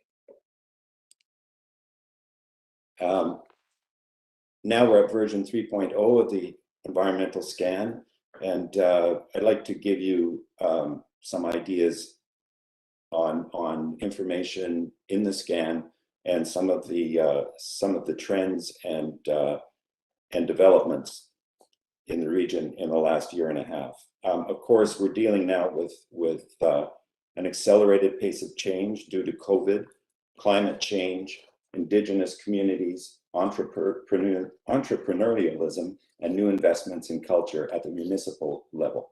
Those are all key factors driving the cultural sector forward. Kim, sorry to interrupt. Just so you know, there is no presentation up on the screen yet. There's no presentation. At least not on my screen. I assume that, okay, everybody's.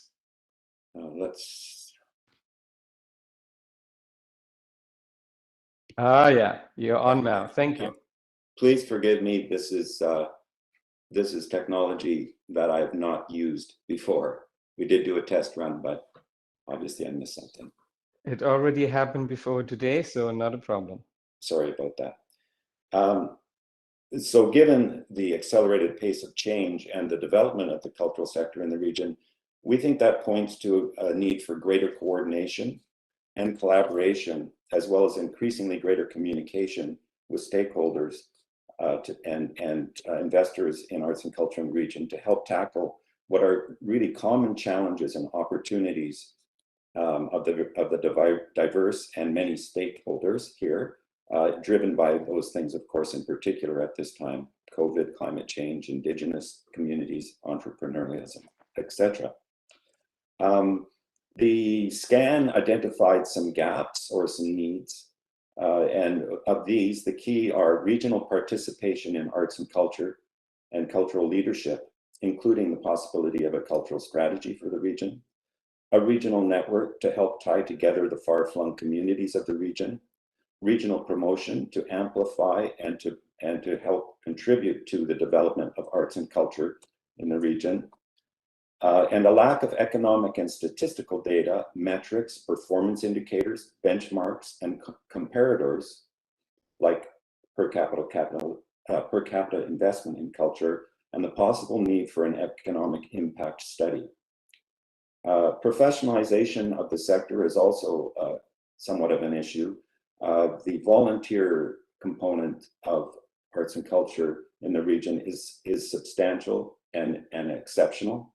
However, many of the organizations, arts councils, and societies could have expressed a need for perhaps more administrative support. Some don't have any paid staff at all of any kind, and access to other supports, admin support, people with different skill sets, and best practices, and so on.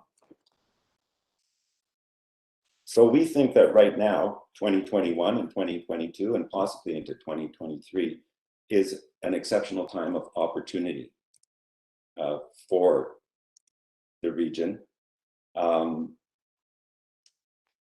We have an opportunity to build on momentum that has been started by the existing volunteer and professional organizations and stakeholders across the region, to support the municipalities and districts who have already articulated cultural plans in one form or another, the region could build on that and find complementary strategies to knit the region as a whole together, to help build on the fine work of the arts councils and the many arts, heritage, culture societies, and volunteers of the region, to help build on work done on the environmental scan, and to work together to increase investment and reinforce relationships with private tourism and businesses, including chambers of Congress, and to help us recover from the impact of the COVID pandemic. The scan itself is the first attempt to take a full accounting of arts and culture and heritage across the region. Due to the changing nature of the community and indeed the cultural community, it will require continuous updating to remain cogent and relevant. We're not sure whether SOS Arts at this time is prepared to continue to develop that document and maintain that document. However, I think the document, one of the parts of the document, which is an inventory of cultural stakeholders, artists, from artists to organizations, etc., would be a valuable tool going forward for the region overall. So maintaining an inventory may be something that the region could help with. So concerning a cultural strategy for the region, we'd like to encourage the region to begin planning for a cultural strategy in keeping with its growth strategy bylaw 2770, which is intended to have the region work with the community to develop a strategy.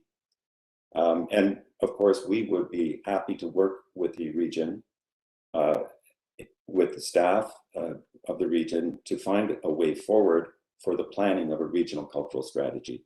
So in other words, to begin work on planning the plan or pre-planning for the plan. Terms of reference for such a working relationship would of course have to be determined, but we are at this time willing to participate. In terms of the scope of the work, we think that possibly starting with an effort in 2022 to determine what kind of work needs to be done and how much effort, resource, etc., would be involved would be a worthwhile exercise. This would provide us with time to develop thinking on this and find the most affordable and manageable way through to creating a strategy. Some pieces of the strategy that are worth considering is whether the region wishes to proceed to an economic impact study. There are currently economic impact studies available in other regions, and also for individual cultural stakeholders like SOEC or say the Peach Festival. They have in fact proceeded to preparing economic impact studies of their activities. In addition, a broad and diverse cultural consultation with the community would be recommended at some point. And working not just with the cultural community, but also with the Tourism Association and other bodies. There are some examples of work that has been done of this nature.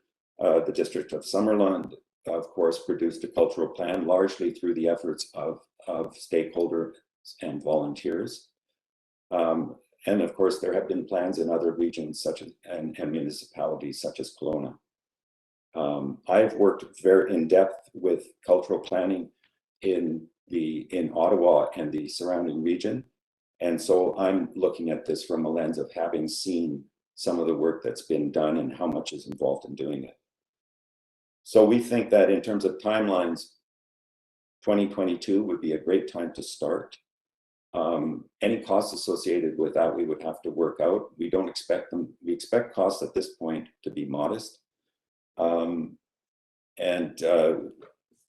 We hope that we'll hear from you in that regard if that's of interest to you. And we'd be interested in answering any questions you may have after our presentation via email or through your staff or otherwise. We would also like to propose the development or the establishment of a regional cultural network. The objectives of such a network would be to serve as the key conduit for information, communication, collaboration, and dialogue between the region and the community of stakeholders in support of the regional cultural strategy effort. SOSRs proposes to begin by working with regional staff to establish the feasibility in terms of reference for a broad and inclusive network. Again, the nature of the working relationship with RDOS staff would have to be determined. The network itself, we would work to make the network as inclusive and diverse as possible. And we've already in our document identified the vast majority of stakeholders, although we are aware that even at this stage, we are still encountering initiatives and stakeholders that we have not come across before.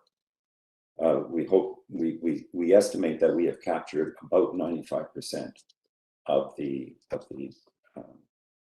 assets and stakeholders in the region. Important in this effort would be the endorsement by the region of the cultural network, because it's important for, I think, for participants who are working in localities to realize that there is a regional nature to arts and culture here, and having the region's explicit support would be very valuable.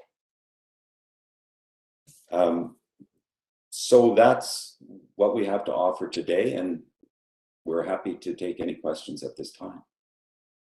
Thank you, Kim. If you can take the presentation down, then I can see all the directors, Kim. Thank you. Okay, directors, questions, please. I see Director Oberick. Yes, please keep it very brief and to the point. No long histories and stories and prologues. We are very pressed for time. Go ahead, Director Oberick. Yes, thank you to the chair, and wonderful presentation. I'm very supportive of what you're suggesting. My question is, Area D, we have a Community and Economic Development Office. Have you had communications with Gail Scott in our community specific to Okanagan Falls? No, we have not. Follow-up question, could you do that? I think it would be productive for both sides, your organization and our community. Thank you. Absolutely, we would be happy to. Okay, thank you, Director Holmes. Thank you. Just a question regarding the regional cultural network, and you mentioned that it would be good to have RDOS endorsement of that. I'm just wondering, what does that endorsement look like? What to you? What does it mean exactly? Well, there could be a range of ways in which the region participates in that and endorses it. It could be through your staff giving some time to the development of cultural network and participating in it formally. It could be anything like in-kind support. For perhaps we need some tools to help manage our list of contacts and manage the network. It could be perhaps in the form of a grant to help us establish the network and do the administrative work that's necessary to keep it running. Again, those kinds of things would be very, very helpful. And we're not talking about major investments at this point. We're talking about timely and right-sized investments. Okay, thank you. Thank you. Don't see any other hands? No? Okay. Chair, we're gonna say thank you to the delegations, and thank you, Kim and Calvin, and who I forgot the lady's name, but thanks for the presentation. It was interesting to read all the 147 pages. I did. Oh, so thank you. Thank you very much for that. Okay, so need a motion to adjourn, please. Director Coyne, seconded Director McCordoff. All in favor? Opposed? Thank you. That carries. Back to Chair Kozakovich. Great, thank you very much, Chair Bauer. We are going to plug forward with Environment and Infrastructure Committee meeting, and I'll turn things over to Chair Gettens. Go ahead, please, Chair Gettens. Thank you, Chair. I'd like to call the meeting to order at 11:05, please. Thank you. Seconded by anybody? Director Holmes. Thank you very much. All in favor? Any opposed? Great. Thank you so much. We're going to item number B, which is the Lower Improvement District Acquisition Assessment, and I will pop it over to you, CAO. Thanks, Madam Chair. So we did get an application or a request from the Lower Nipit Improvement District to consider assuming responsibility for their letters patent for the Twin Lakes water management plan. So we've done a study on that. We retained ECORA to undertake that for us. It's a complex issue in that it not only involves Twin Lakes but other watersheds as well. Obviously, it's been a big concern, that whole Park Grill system since the 2017-2018 floods, and then even prior to that, concern that the lakes or the aquifer out in that area were under duress. So ECORA has a presentation that they'll present on their findings, and then it would be good for committee to discuss where we want to go from here.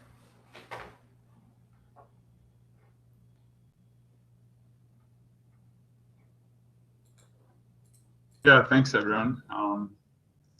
Sorry, I was on mute. My apologies. Go ahead.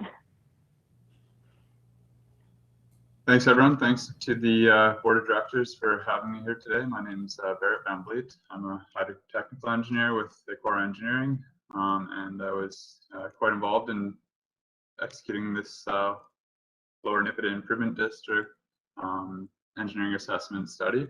I'd also like to thank Lisa Bloomfield and Shane Fensky with Engineering Services who administered this project. So I'll go ahead and share with you guys a little presentation I put together.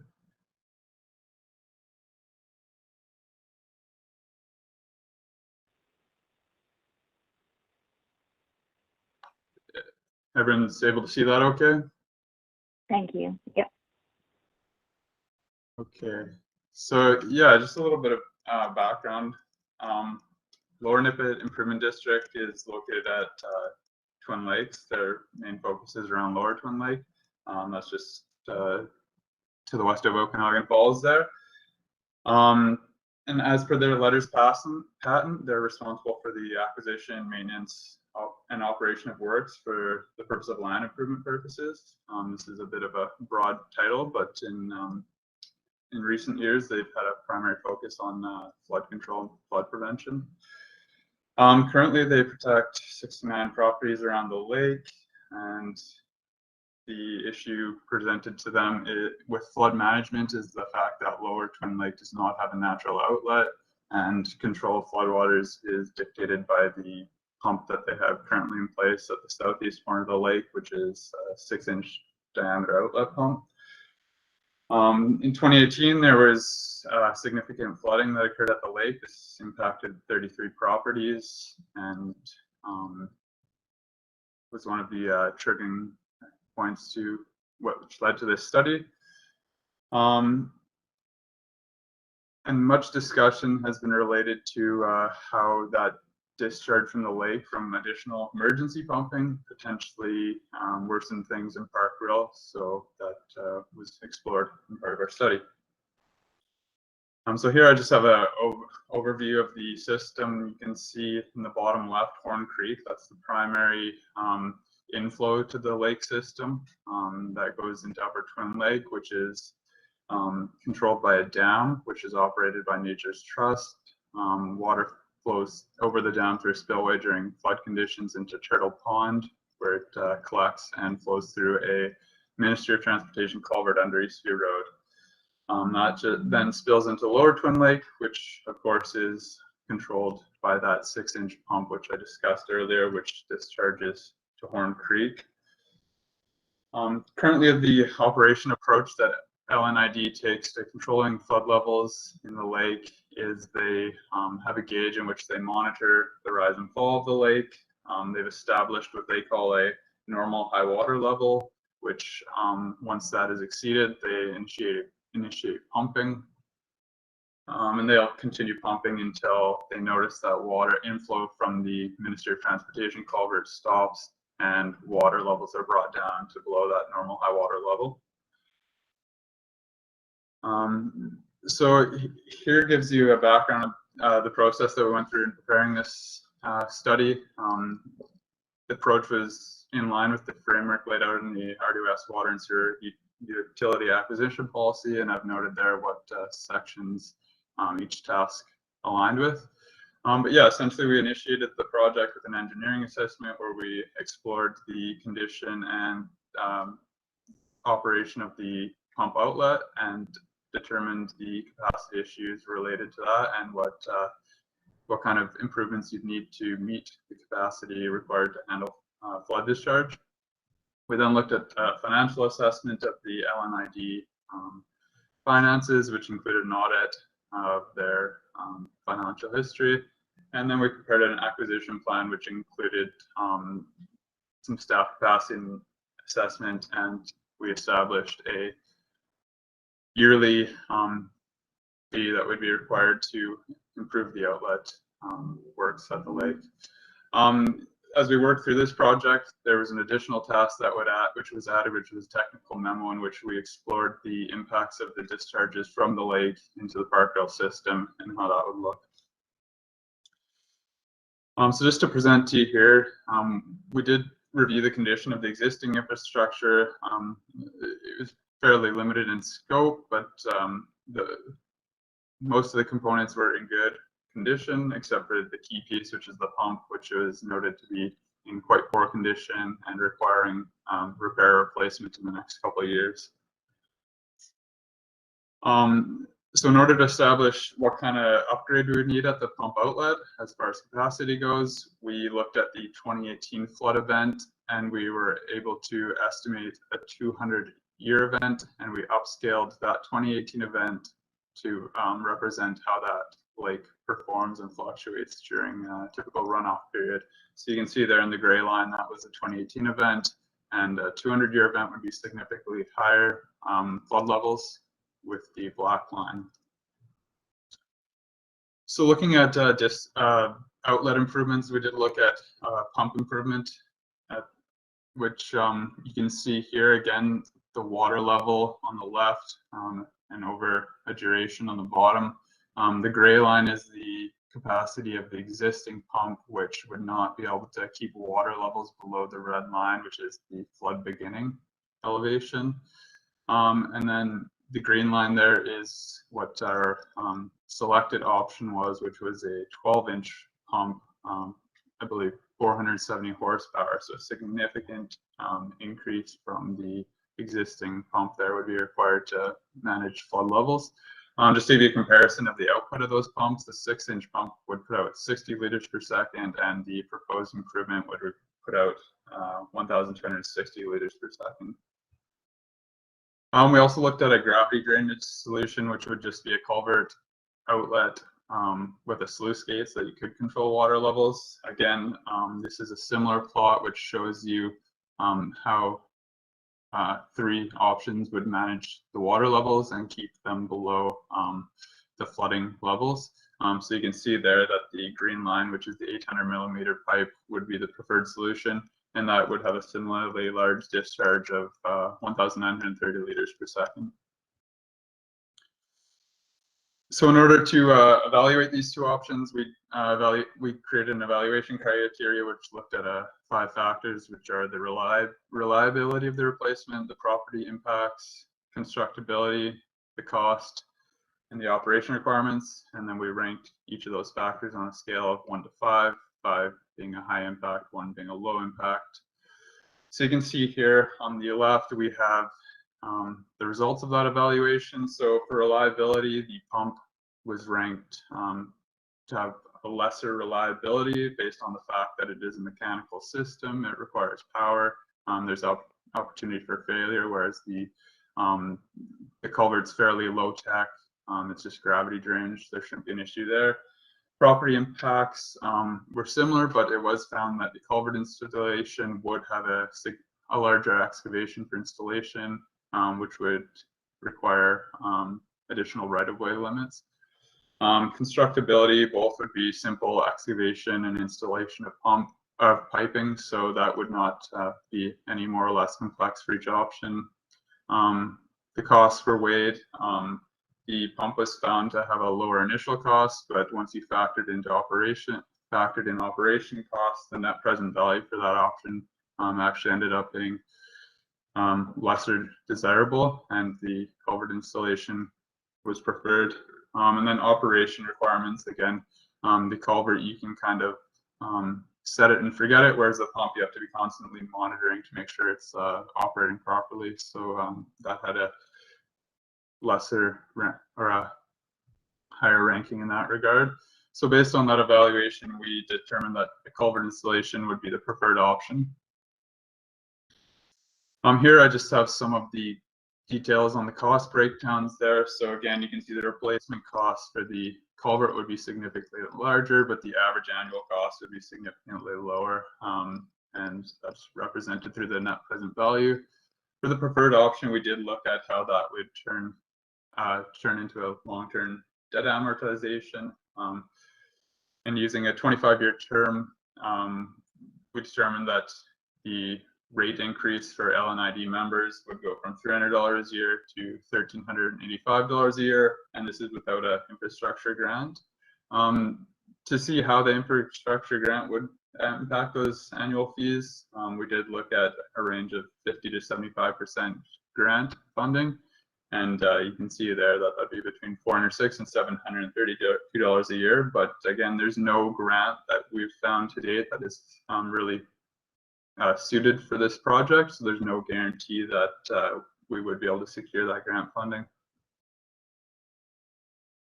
So here just are some of the results of the technical memo where we looked at the park rail system. We have a map of all the Ministry of Transportation culvert crossing locations. We did look at the capacity of these structures along with the channels that feed them, and we found that under the current design flow conditions, almost each of these structures would be undersized, and 10 of the 13 channels would be undersized. Again, these are not RDOS assets, but they would be impacted by the additional discharge. So yeah, as you can see, any work that the regional district did undertake at Lower Twin Lake would have an impact on Park Rail. And again, it kind of puts you in a catch-22 as to whether or not you, in controlling that discharge, flood Lower Twin Lake or if you flood Park Rail. So that's a bit of a tricky situation. And again, at the end of the day, when it comes to the flood management, regional district would be responsible for day-to-day operations, but the final call on discharging floodwaters comes down to the province to dictate.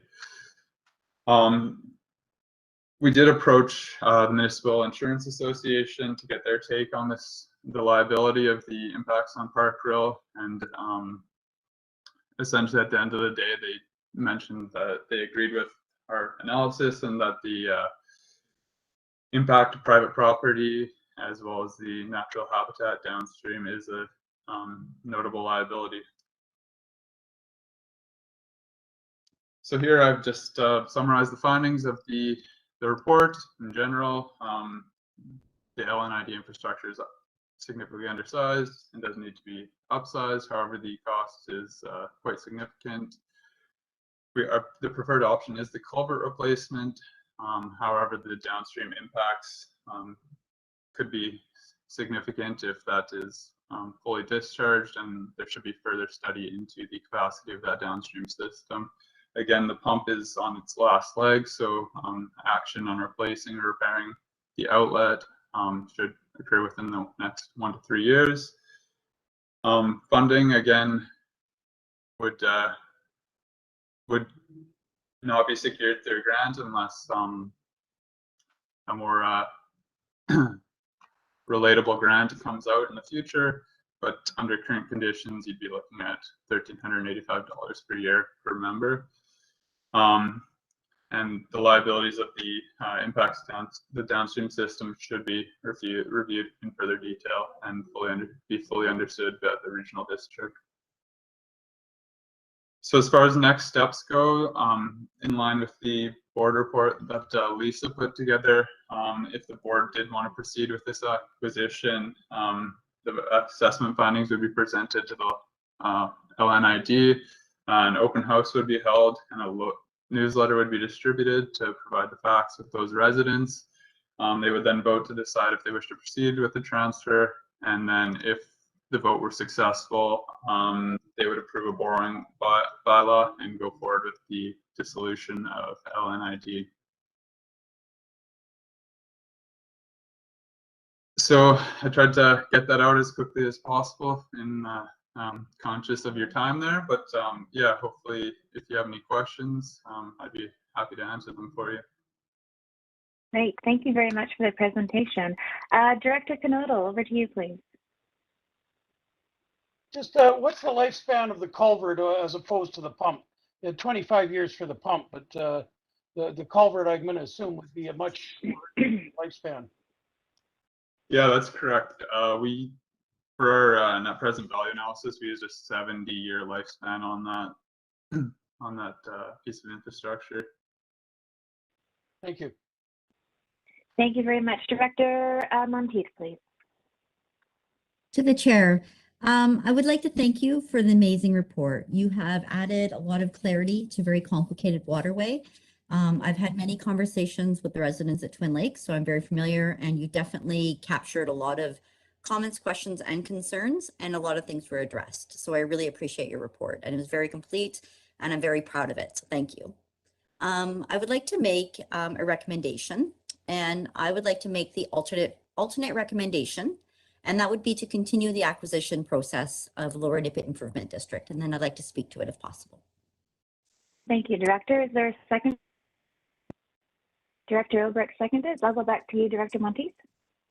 Thank you.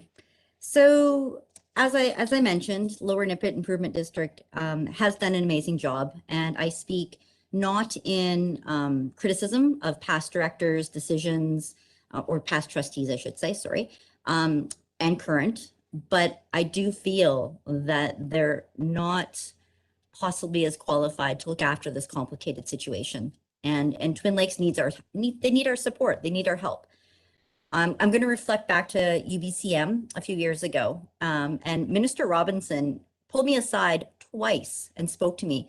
First time was let's talk. We need to talk about Lower Nippit Improvement District. They need the regional district. They need us to step up and help them. They're not capable. They need infrastructure grants. The province is not willing to give Improvement District infrastructure grants. That is the solution.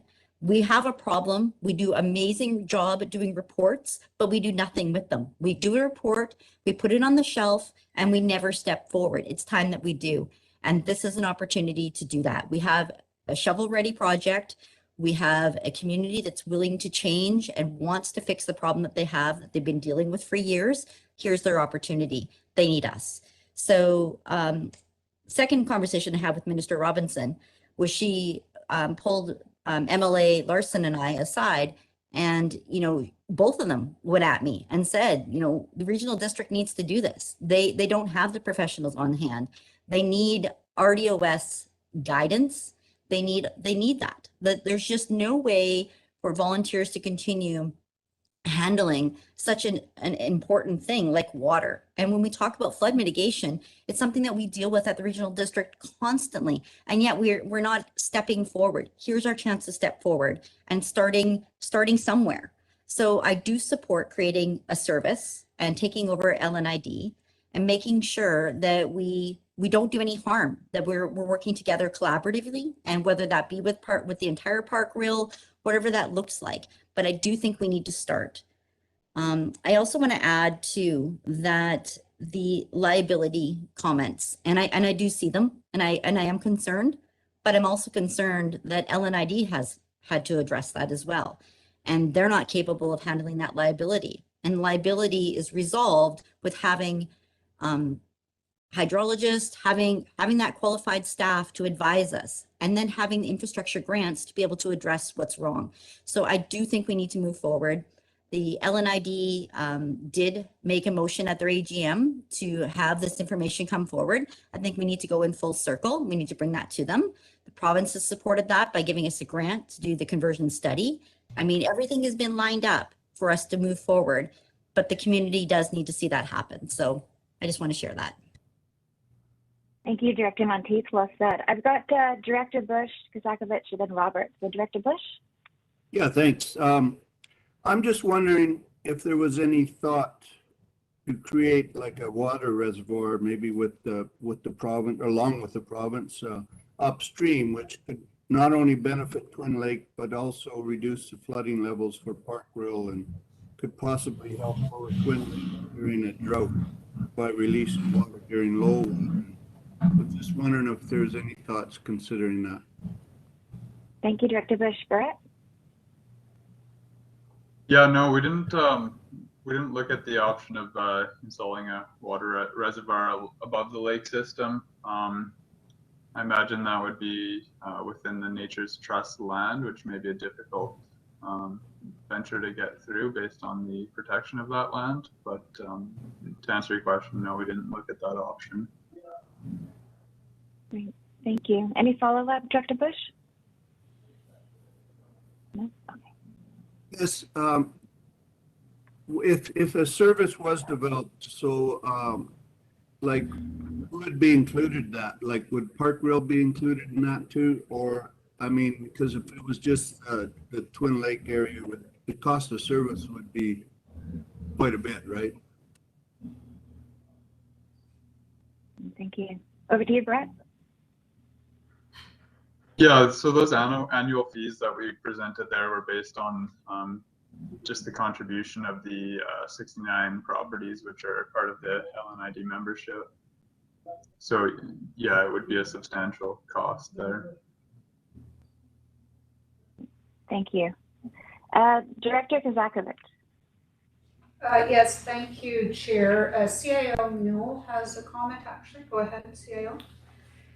So we agree with the recommendation that is coming out of the Akora report. We think that the culvert idea is much superior to just the ongoing operation of a pump. Our concern and the basis for our recommendation was the other side of this, in that we had the Dobson-Pomeroy reports on the Park Grill system and the Twin Lakes system back in 2018, and they clearly identified a need for improvements along that whole system. But what they said was, don't start at the top. If you're gonna do this, start at the bottom.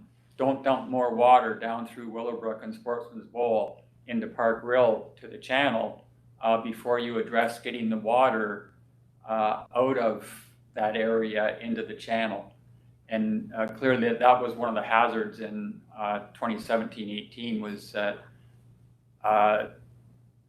when everything's flooding, the channel gets high, and it gets higher than the ability of Park Grill to enter into it. There's a one-way flap on that culvert, and when the channel's high, water can't get out from the bottom, and that's why we had those 4 12-inch pumps pumping over the berm into the channel.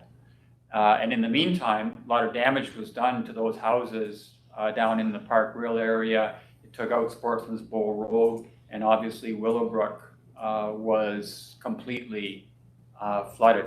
So we've talked about creating either a flood management service or a storm drainage service along that system. We need it other places too, but we haven't been able to get there yet where we wanted to address the floodwaters that could come down from Twin Lakes into the rest of that Park Grill system. And I mean, it's the same on the Kern system. As soon as Twin Lake floods, then Prather Lake floods as well, comes down Kearns Creek into Willowbrook, and everything's wet. So to start at the top just didn't seem to be the appropriate step for us, and that's why we recommended that we not pursue it. Thank you, CAO. I've got Director Roberts and then Director Canodal. Go ahead. Thank you to the chair. A lot of what I was wanting to speak on has been touched. Director Bush's comments in regards to it all being kind of tied together, and the follow-up from CAO Newell, the necessity that it's not going to be just Lind.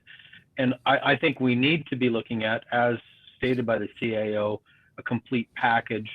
And of course, I don't know where and how we initiate that, but I don't think there's any way to look at it strictly alone with the small group of Lind and dealing with it as a specific Twin Lake issue. It definitely is the whole waterway and needs to be addressed as such and tied into that tax base as well.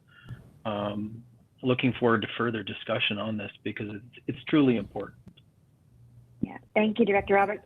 CAO, is that a comment to Director Roberts or information? Or is that Director Kozakovich? No, I put my hand up to speak in line. Okay, Thanks. thank you. Okay, thank you. I'll just go to Director Canodal first, then back over to you, Director Kozakovich. Director Canodal? Thank you, through the chair. From my understanding, flooding, if it's happening, it's going to come, water's going to run downhill, whether we've dealt with the problems on the bottom or not. And the two bottlenecks that we have are the exit into the river first, and then the crossing of Highway 97. So those two, one way or the other, it doesn't matter who's managing it, we're going to get that water either way. And I agree, yes, we do have to have a full system here, but this brings us very close to managing it. So I'm going to support this motion, but there's another leg to this too. Just from what I see, the culverts 3 through 8 have been done, and possibly 9 and 11 also. Highway 97 is a Modi culvert, which they, I believe, already own the culvert. They're waiting for us to do the work to ensure that the culvert goes somewhere. The other issue going on with this is we're also part of the Okanagan Basin Water Board, and they have a collaborative source water protection project that we're part of, and I believe this falls into part of that also. I have to agree with Director Monteith that this is a small volunteer group. They do not have resources or the expertise to manage this in any way, and they will be quickly overwhelmed without some form of help from us. Further to that, they have no funding now from outside. They have to fund it on their own. So if we don't step in, we just basically toss them to the wolves. The matter gets worse, and the problem will re-happen, and it will be even worse the next time around. So it's a place to start from that point. So this gives us also jurisdiction over a position where both for water quality and for supply that we currently don't have a good control on. So it would add some validity there. The need for Thank monitoring. you, Director Canodal. Yeah, the need for monitoring also would be weak with this this current model. The infrastructure is starting to fail, and I just don't believe that they have the resources to carry it on in the best form. With that, I'll call an end to it and pass it on. Thank you, Director. Director Kozakovich, please.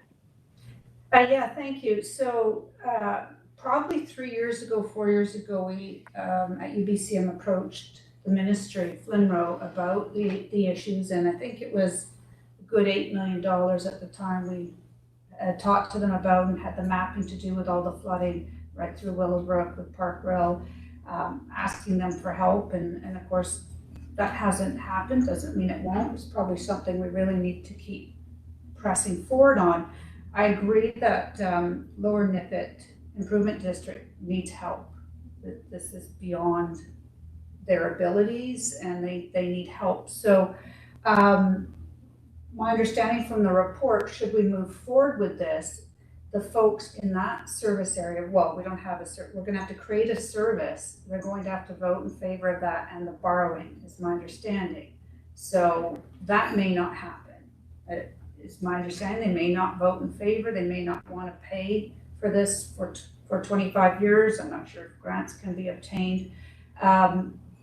So I just want to clarify, and then maybe it's CAO or Ms. Malden, if we move forward on this and we go to the creation of a service area and a vote for that service and the funding, and that fails, does that mean as a board and regional district, we did not formally take over Lower Nippet, it just stays with them to continue to manage as is? That's correct. That's correct. Okay, thank you very much. Great, thank you, Director Kozakovich. I see Director Monteith. To the chair, is it not possible to just take the service over and then evaluate next steps? Like, why do we have to do it all at once? Especially without having the 1/3, we can't even apply for grants. That's setting it up for failure. Thank you, CAO. So we need a service in order to do anything. And if the current government, which is the Lower Nippet Improvement District, they have letters patent, the same as the regional district has letters patent. They're a similar level of government. So they have to decide if they want to go through the progression to turn their letters over to us. So they have to vote. Thank you, Director Monteith. To the chair, and I understand that, but I also wonder why we're having to wrap the creation of service with an infrastructure project when we have no planning from that service level to build up to that infrastructure project. So my recommendation would be to create the service, give opportunity to expand the service if the rest of Park Rail is encaptured in that service, or whether we just start at Twin Lakes with the service and then later consider options. But an opportunity to start the service, get our feet on the ground, get familiar with the project, then look at creating a project. But I also encourage there to be a water advisory board that also supports the service. So I don't see why we need to jump from a service to including a project. Thank you. Just the CAO? Well, if we're not going to do anything, why would we take it over? Thank you. Director Monteith, do you have a follow-up? Sorry, this is hard to do on WebEx. Yeah. I think that we do want to do the project, but I think it's going to take time for the service to build to that project level. And that includes coming up with the 1/3 funding to be able to apply for infrastructure grants. I don't think it's fair to start a service and right away borrow the entire cost when we know that the service is looking at grant funding. Thank you, Director. Director Bush, please. Thank you. I agree with Director Monteith. I believe we should take over the service and then do the process of looking into grants, especially from OW, whatever it is, with the Okanagan Lake. And we proceed slowly and develop a plan, but not just jump right into it. I agree with Director Monteith 100%. Right. Thank you, Director Bush. I've got the boardroom again, and then Director Albrecht, please. Yeah, thank you, Chair. I just want to clarify, because the creation of a service is going to have a dollar amount attached because there's going to be costs even without doing a project. So is that being discussed?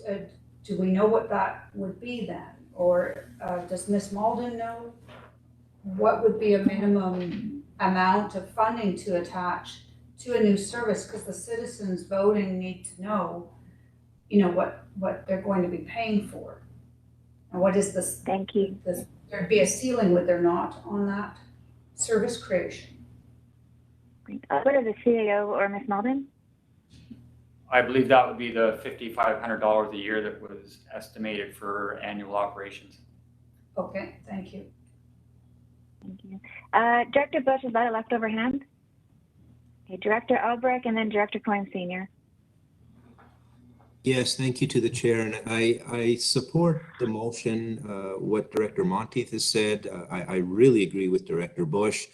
And I absolutely 100% agree with Director Knodel and thank him for all his remarks. I think he articulated the concern extremely well, and I just agree with him. We have to help the region, help the community by taking this over, and you know, this is going to get worse if we don't take appropriate action. Thank you. Thank you. Director Cohen Senior, please. Yeah, so I'm not opposed to taking this over. I'm just really concerned that if we take it over, who accepts all the liability if things go sideways up there? Does that stay just with that group, or does it now encompass Area C as well, or is the entire RDOS responsible for that liability? Thank you, Director. CAO? That would be the entity is the regional district. Each of the electoral areas are not incorporated. There would no longer be an LMID. It would be the regional district. Is there a follow-up, Director Cohen? So in that case, I can't support this at this time with this, with the fact that the potential for massive liabilities if it floods down like it did before and we own it, that's a game changer. Thank you. Thank you, Director. Any other comments? Okay, thank you, Director Albrecht. Yes, thank you. And to the question of liability, I was at the LGLA conference in Richmond on February 2020. It was Friday morning, February 7. And Tom Barnes, the CEO of the Municipal Insurance Association of BC, spoke to this issue. And he explained the number one question he gets is, what is our liability? And he says it's infrastructure and infrastructure failure, exactly this kind of project. Now we have insurance, $10,000 deductible. That's our exposure. That's what the insurance is for. But the insurance is for a purpose, to share the risk among the many. And there's many municipalities in BC who share this risk. The province understands the risk as well as we do. We've already heard from Director Monteith and from the irrigation district and the community. The right thing to do is transfer this to the place where it can get the grants, get the mitigation, reduce the risk, put the insurance in place so proper risk management can occur. That's what insurance is for. And Tom Barnes said, he said, it's not sexy. He said, councils and regional district boards, in his experience, are all penny wise and pound foolish. They're scared of doing the right thing. They'll say, well, the bridge failed this year, well, then cut. And he says, that is the mistake that he is seeing repeated across BC. And he cautioned at that workshop, don't do that. Don't do that. And so for Director Coyne, I appreciate you're trying to save a penny, but it doesn't work that way. That's not the way to do our responsibility, in my opinion, to a best community benefit. And I just have to say that I understand what your words mean, but I can't agree, and I would just ask everybody to be very mindful of what's at stake here. This is real important stuff, and we need to take some guidance from the province and from the law, which shows us a way forward. This is the way forward. If we do nothing, it gets worse. Back to Director Knodel's comments, and I agree with him. Thank you. Thank you, Director Albrecht. I'm going to go to Director Coyne Jr. because we haven't heard from you yet, and then I'll go back to Director Monteith and then Director Knodel. Director Coyne Jr. Thank you. And no offense to Director Oberick, but knowingly taking over something, knowing that there's a liability with no plan other than to take it over at this point, to me seems reckless. If this came with a plan to actually spend the money and fix the problem, then I can support it. But as it is right now, I cannot put the taxpayers of the regional district or my community on the hook for something knowing that there could be a catastrophic failure within the next year with no plan to fix it. So I can't support it in its current state. I do not oppose, as many of us around the table, taking this over, but there has to be a plan in place when we take it over to fix it. And right now there's no plan to fix it other than let's take it over and then we'll come up with a plan. And to me, that is not responsible governance, and it is not responsible fiscal management for our taxpayers. Thank you. Great, thank you, Director. Director Monteith, and then Director Canoto, and then Director Bauer. To the chair, Director Coyne, I agree with you. We do need to be fiscally responsible, and that's not taxing ratepayers with something that they should not pay the full rate for. It's impossible for 58 homes to pay for the cost of infrastructure upgrades that if they slowly saved money for, they could do with grant opportunities that they have not been able to get because they're an improvement district. Our province has put us in this position. And we are now left with ratepayers who can't afford to do what they need to do to protect their homes and downstream. Water is a provincial jurisdiction, right? We can't do anything without the province helping and making those decisions on water levels, when to open the dam, when to close it. It's not like anybody is out there making decisions with a water witching opportunity. They are there with provincial support to be able to do these things that need to be done. They need our help. Yes, there is a plan. Everybody wants to get this fixed. Nobody wants status quo, but they can't afford to continue what they're doing now. It's just like the city of Princeton. For you guys to do a major sewer project, right? You would want to save to get that 1/3 grant.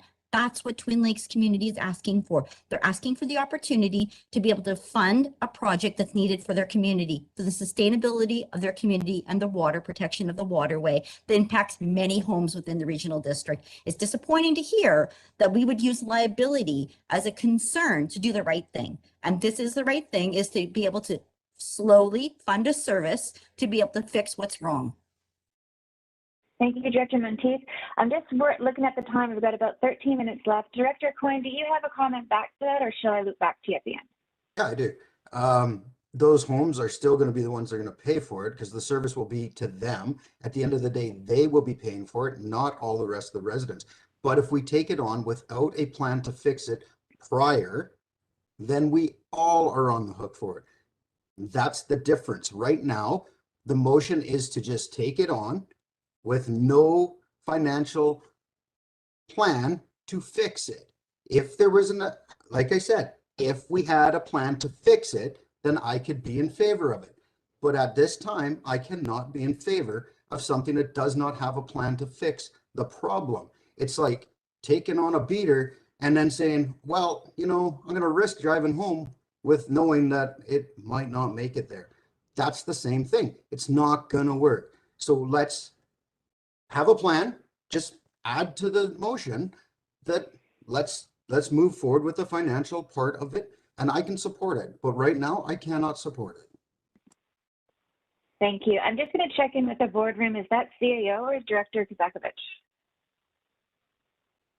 No, it's Director Kazakovich, just in mine. Thanks. Okay, thank you. Director Canoto? Thank you. To that end, we still have our obligation to the Okanagan Basin Water Board and the Collective Source Water Protection Program to consider. But also, as with fixing any problem, you have to start somewhere. If it starts at that point, I would be more than eager to commit Area C to starting its service area to start fixing the pinch points that we have. And that would add greatly to getting this problem solved. But without it starting somewhere, Area C would not be eager to jump forward. It has to start. And that's just part of our due diligence. I think we'd be derelict if we didn't take this on. It's incumbent on us to start protecting our people. Thank you. Thank you. Thank you, Director. I've got Director Bauer, Kazakovich, then Trainer. Go ahead, Director Bauer. Yes, thank you. So very difficult situation. It reminds me very much of the orphan dike situation, not just in the Similkameen, but all over the province.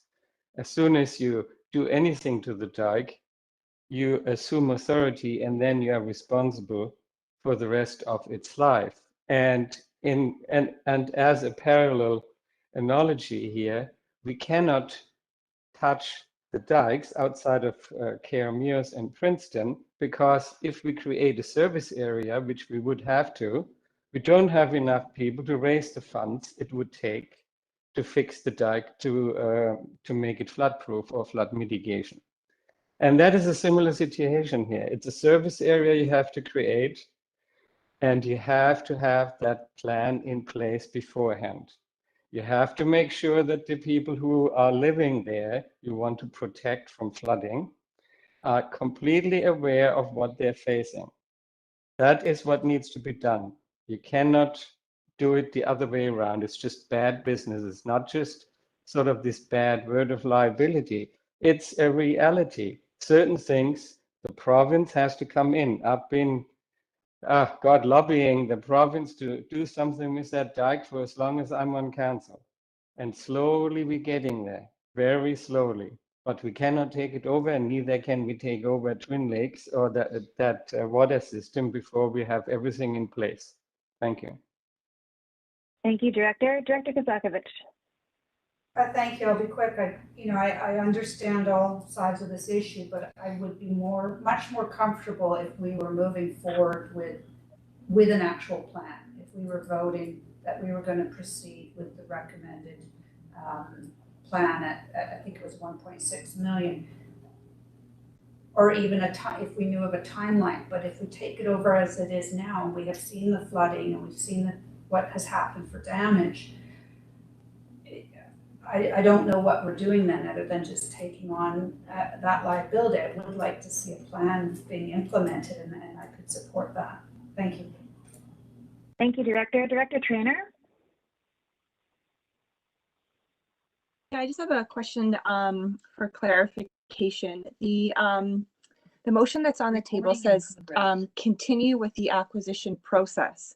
So does that mean that we're actually taking this over now and creating a service, or are we just continuing down the road to investigate this more, sharing this info with the residents first and waiting for their feedback?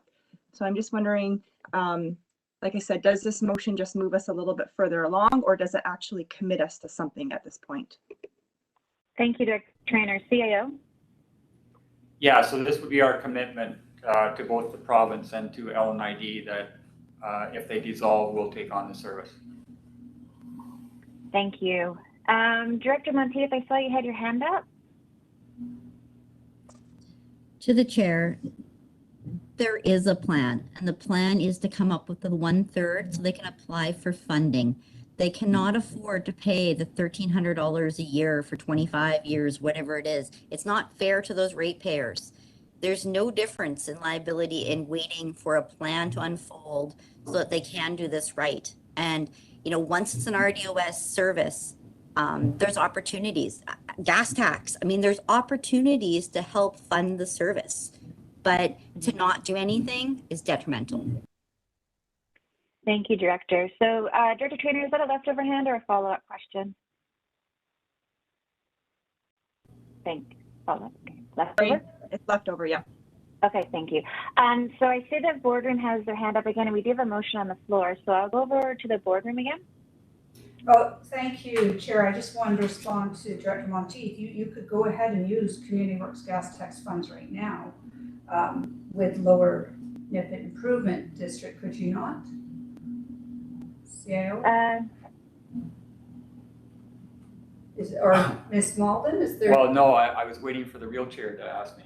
Oh, okay, sorry, real chair. My suggestion is I think that you could provide funds right now, but when it comes to actually, if we own it and you get a grant, you can't stack grants. So my question is, can you provide Community Works gas tax funds now to LNID? CAO? So we have provided grants to the Headley Improvement District for water system upgrades in the past. I believe it is eligible. Would be up to the individual director if they wanted to direct their funds that way. I think we've also done a dam up by Apex where that improvement district had applied. So I believe it is feasible. Okay, thank you. So I don't see any other questions or sorry, any hands up. I'm going to check one more time. Okay, Director McCordoff, go ahead. Thank you. I just see that I got an email from OBWB on the Source Water Protection Toolkit, which has been in the works for several years. And they have come out with something, and it's very complicated, and there's a lot of information there. I'm not sure it's going to do us any good at this in this minute, but I would suggest that you all have a look at it, because protecting our watersheds and protecting our water for us in the future is absolutely one of the most important things we can do. So I suggest that you go on to OBWB, the Source Water Protection Toolkit, and have a look at it. It was just sent to me, so it is available. I am in quite conflicted on how I would vote on this particular issue. I can certainly see both sides, but thank you. I just wanted to say that. Thank you, Director. I appreciate it. So we do have a motion on the floor. Director Johansson, go ahead. Thanks, Chair. Just to go off of Director McCordoff's comments, I'm definitely finding myself on the fence here. I see both sides, but I'm unsure. We need to do something about it, absolutely, but I would sure like more clarity, and I hate to ask for more information on this, but I would like to see a better plan of what we're going to commit to, I guess, when we go and say we're willing to take this over, but only under these conditions. And I would also like to see if we could get a risk management strategy from the RDOS, just identifying what the potential liabilities are, just so that we're going in eyes wide open. I think we have some time to get a little more information on this, and it would help me vote, because I feel like I'm going to vote against just because I don't have enough information. Thank you, Chair. Okay. Thank you, Director. CAO? Any comments? I'm not sure even, is there a motion on the floor? Yes. We do have a motion on the Yeah, floor. so I believe the motion just addresses the us to commit to taking on the letters patent if LNID dissolves, but at the current methodology and level of operation as it is now. Okay, great. Well, we're at the near end of our hour here. Is there any more comment, Director Coyne Sr.?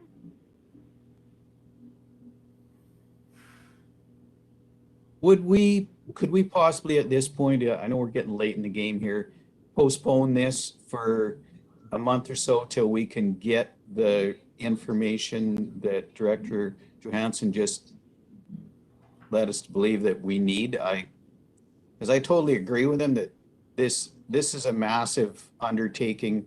It's going to involve a lot more than just the folks at Lower Nippet. It's going to involve all of Area C or that side of the road at Area C. I believe that we need a lot more information before we can actually, everybody wants to do the right thing, but what is the right thing? So maybe this is a time that we need to postpone this vote if that's even possible at this point in the game. Thank you. Are you doing a motion to postpone then? Yes, I am. Thank you. Okay. Is that process, CAO? That's quite appropriate, Madam Chair. Thank you. And a seconder, Director Coyne Sr.? All in favor? Should have had a date, but I don't even know what. Any opposed? Oh, I don't need to do this part? I think. Oh, there's no one opposed? A couple months. Yeah. Okay, great. All right, is there any other business for this committee to discuss at this time? Seeing none, I will ask for, is that the business there, Director Coyne? Do we need a motion to request staff do what Director Johansson said? Oh, CEO? From what I heard from the motion to postpone is that we need more information, sort of on the technical side of it and the options, and that we should be back within a month or two. Okay. As far as the timeline. Okay, as long as we Do don't we need a motion for that or no? No, I think we got it. Great. Thank you, CEO. If there's no other business, I'll ask for a motion to adjourn this meeting.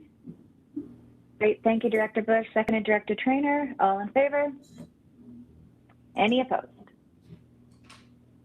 Thank you. Over to you, Director or Chair Kozakovich. Great, thank you, Chair Getman. So directors, we do have a scheduled break time right now, and we will start our board meeting promptly in 15 minutes at 12:15. Thank you.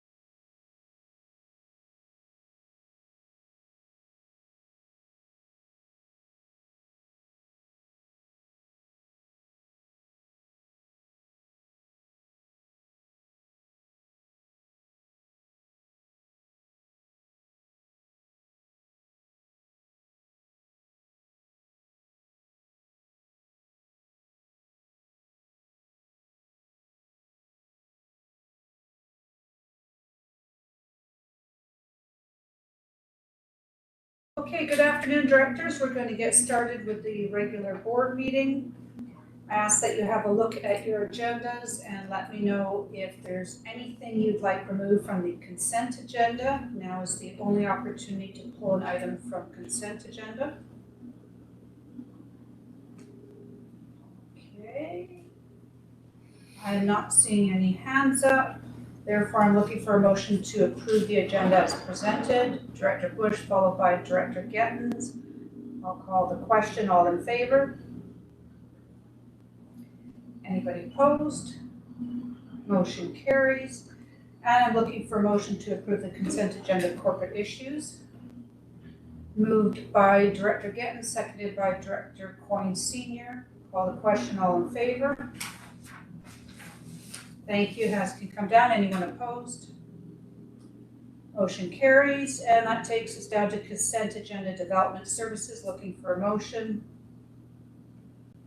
Director Bush, and seconded by Director Pendergraft. Thank you very much. Call the question. All in favor? And anybody opposed? That motion carries.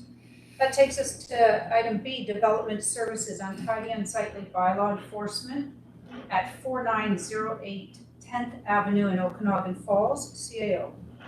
We've had an ongoing contravention of the untidy unsightly bylaw at this premises for a number of years now, Madam Chair. And we've gone through the notification, the fines, and we're now ready to bring this forward for the board's attention to proceed to bring it into compliance with the mechanisms that are under that bylaw.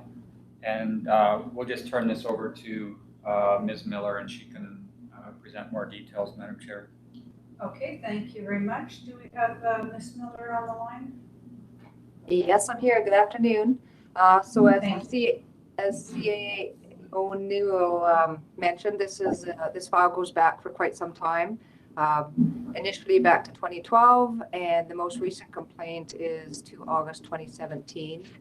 There has been periodic attempts by the property owner to basically do the bare minimum to try to comply with our unsightly premises bylaw.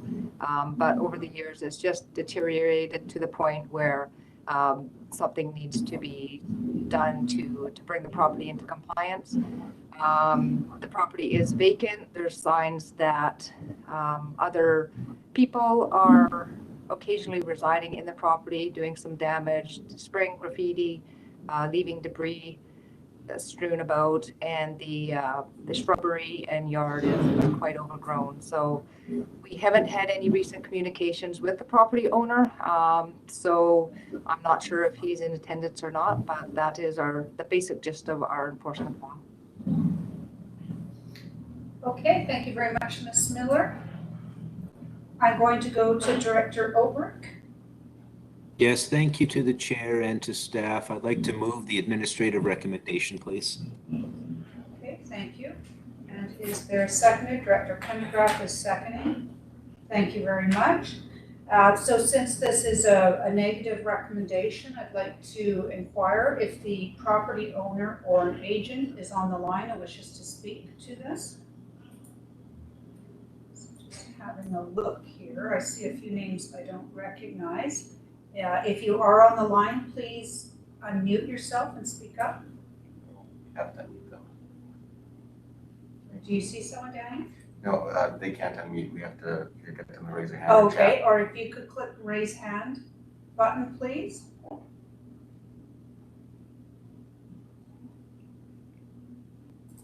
Okay, still having a check here.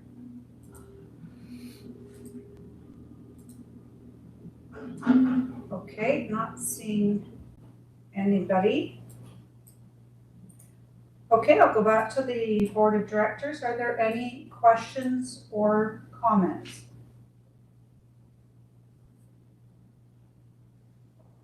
Okay, I'm not seeing. Director Obrick got his hand up. Oh, Director Obrick, yes, go ahead, please. Yes, thank you very much. And my comment is again, thank you to staff. This is a long outstanding property of concern, and you know, the community at large really appreciates and wants enforcement on things like this. So, you know, I know it's always a hard job, and just thank you. I think you're doing a good job. Thank you. Great, thank you very much, Director Oberg. I'll ask again any directors with a comment or question. Okay, this is a corporate vote, and the motion is on the floor. I'll call the question then. All in favor? Thank you. Hands can come down. And was there anybody opposed? Okay, that motion carries. We'll move on to C, Development Services, Rural Land Use Matters. C1, Development Variance Permit Application in Electoral Area C. It's 2021.037 DVP CAO. Thanks, Madam Chair. So this is an application to vary the side yard from 4.5 meters to 0 meters. So the property owner has these 7 containers right on the property line. But it is one of these odd situations where it's an industrial residential mix of uses. So the containers, which have been there for quite a while, I believe like 15 years, actually form the visual and audio barriers between the industrial property, it's a salvage yard, and the residential property. So the property owner has applied for this DVP more or less to formalize the use. And the only issue that has come up is that as long as they keep the material within the storage containers, seems to be fine. It's when they pile it on top, where it's visual from the adjacent properties, that it becomes a problem. So we're recommending that this be approved, Madam Chair, on the condition that they maintain inside storage.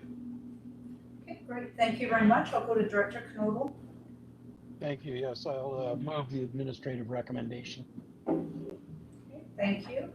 And is there a seconder for this? Director Bush, thank you very much.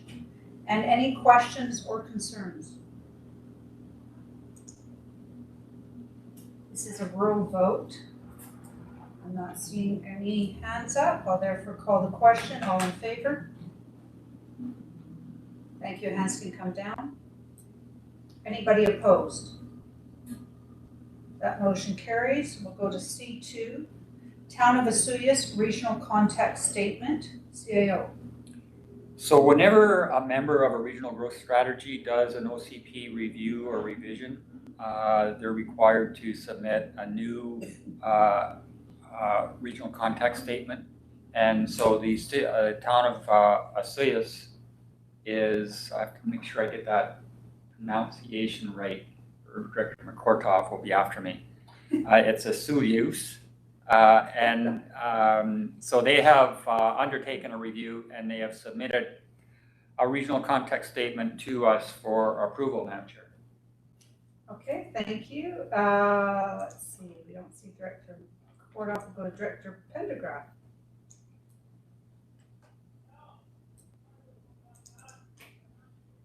Or anybody, would anybody like to move this? Director Pendergraft's moving it. Okay, thank you. Is there a seconder for this? Director Gittins, thank you very much.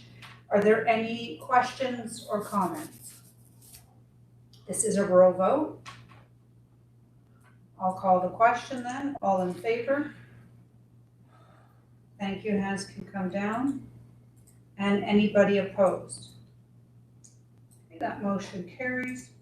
We'll go to C3, APC bylaw amendment, removal of members, bylaw number 2339.04, CAO. We've had discussions at committee, Madam Chair, about enhancing the rules for removal of members on our advisory planning commissions.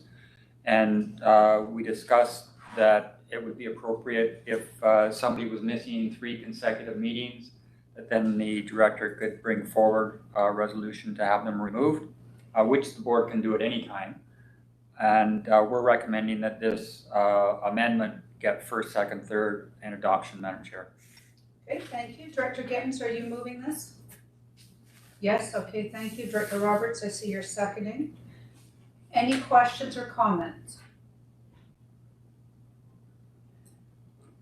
I'm not seeing any. This is a corporate vote requiring a 2/3 majority. I'll call the question. All in favor? Thank you. Hands can come down. Is anybody opposed? That motion carries. We're going to go to C4, Development Procedures Bylaw Amendment, Landscaping Securities, X 2021.006, CAO. When a QEP recommends that there be landscaping attached to a development, Madam Chair, our process is to take a deposit. We have a number of these small deposits that we've been holding in some cases for years. And our intention really is that we just capture the larger developments. So we want to put this $25,000 threshold as the minimum, after which we would then require a deposit for the landscaping activity. So we're proposing an amendment to the development procedures bylaw to introduce this minimum threshold of 25,000, and we're recommending first, second, third, and adoption, Madam Chair. Okay, thank you very much. Director Roberts, I believe you're moving this. Is there a seconder? Director Gettens is seconding. Thank you very much. Any questions or comments? Director Olbrich, go ahead, please. Yes, thank you. I have a question. I'm supportive of this direction. My question is, I don't know how many there may be that are being held right now, but is the effect of this vote that a whole bunch of these security deposits would just be released across the regional district as a result? Because I'm thinking that that's our goal here, is to stop having these small security deposits that just hang around for years and create confusion and busy work. So is my understanding correct? That's what would happen? CAO? I believe it was 57 that we're holding right now.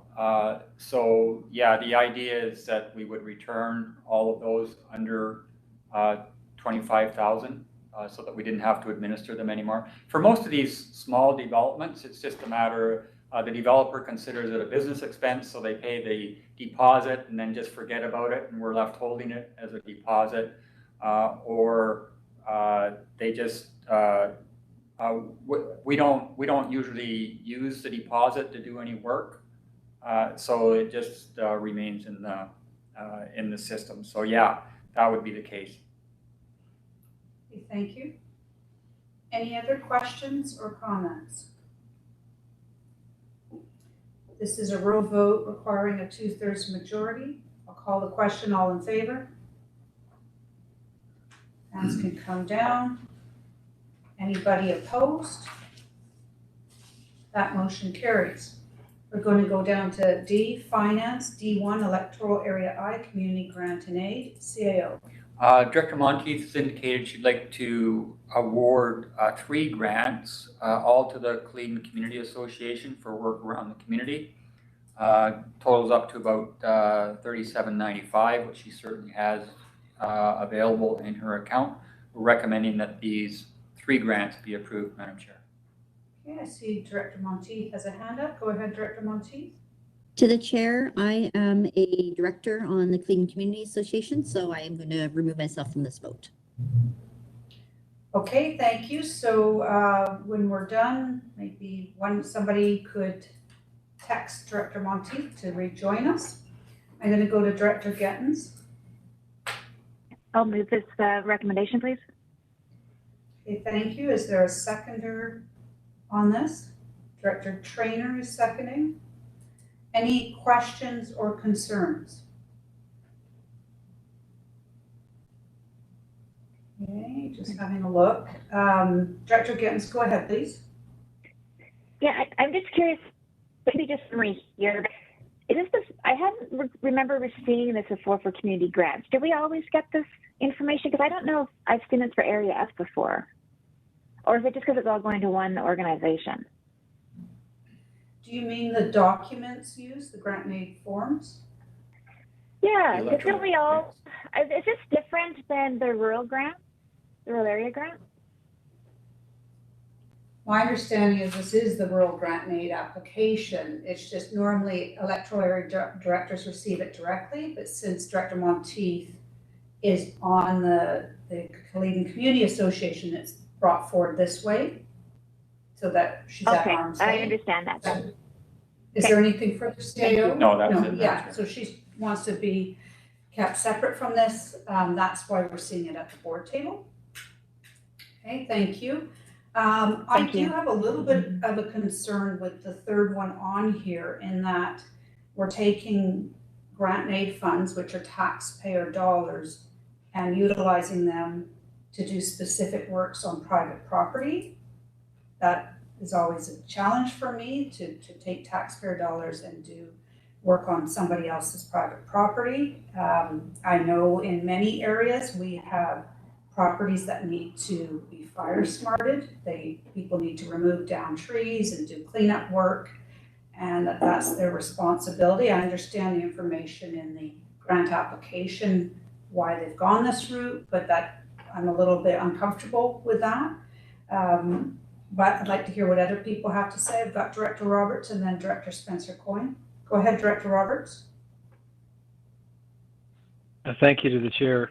I believe there's a granting process through the Fire Smart program that you can get up to $500 per residence to be able to help assist people in getting people hired or providing support for them to clean up their own property.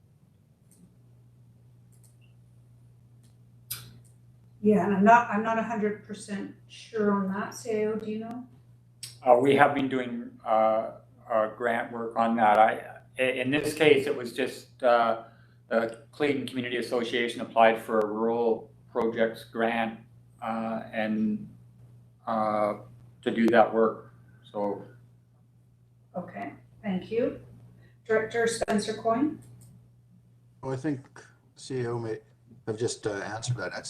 The last one is a projects grant, or is it like a normal grant? Because the only thing I had concerned with is they're hiring a contractor, and our other grant and aids, we exclude hiring of staff. So that's my only concern. Right, my understanding is that the Cleveland Community Association is applying for these funds. They have 3 different projects, and it's all out of Area I, Rural Grant and Aid. So the money will go to Cleveland Community Association, and then they'll apply it to these 3 different activities that they have in their chart here. Did anybody else have a comment or question? Director Bob Coyne, go ahead, please.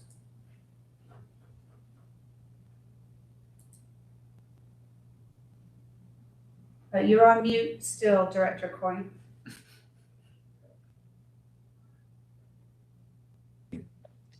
Oh, you're on mute still. Try again, please. So could we remove that third item until they can come and explain why that one was in there when it's to go on private property? Well, I don't know that, I'm not really sure, Director Coyne, if we would need further clarification. I think it's pretty clear that they're doing it on private property. It's just whether or not we would support that. We could certainly have a motion to remove that one. And maybe we would see an adjustment in the future or not see it back. But I understand what they're doing from reading their grant application, that they are applying it to private property. But you can make a further motion. You could amend this motion. And if you'd like, there are other hands up. We could come back to you, Director Coyne. Okay, thank you. Okay, we'll go to Director Traynor, then Director Sentis. Yeah, I don't have a problem with this. I was just reading their application, and it says one of the properties borders the KVR trail. And so because that's public and people are going along there, I think that it is reasonable to get a grant to help clear off any debris that could be a fire hazard along there. So I don't have an issue with this one. Okay, thank you, Director Santos. Thank you, Chair. I just wondered if I could get clarification on that third one, because it references a few Kaleden properties. So I agree with Director Trainer if it's public property up along the railroad tracks, but it says properties in the plural, and I would need clarification as to what they all were. I would be supportive, while we get that clarification, of eliminating the third item and moving to go forward on the first two. So I would be prepared to make that motion while the third one is clarified. Okay, thank you. Director Bush, go ahead, please. Yes, I believe that the third one should come off too, but I also just want to ask, is this something new that we have to do? Like, I thought we just did our own grant and aids and put it in the budget, but do we have to go to board approval now from now on, or? Well, I'll go to CAO to clarify further, please. Yeah, so this is a bit awkward in that Director Bush is exactly right, is that each electoral area director budgets a certain amount, and they have the flexibility of giving grants to whatever groups they want. As long as they're incorporated, we can't give grants to individuals, but certainly the Kaleden Community Association is incorporated and they're eligible.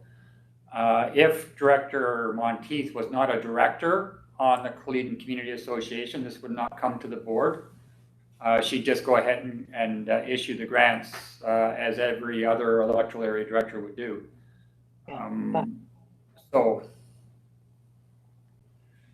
Okay, thank you. Does that clarify, Director Bush?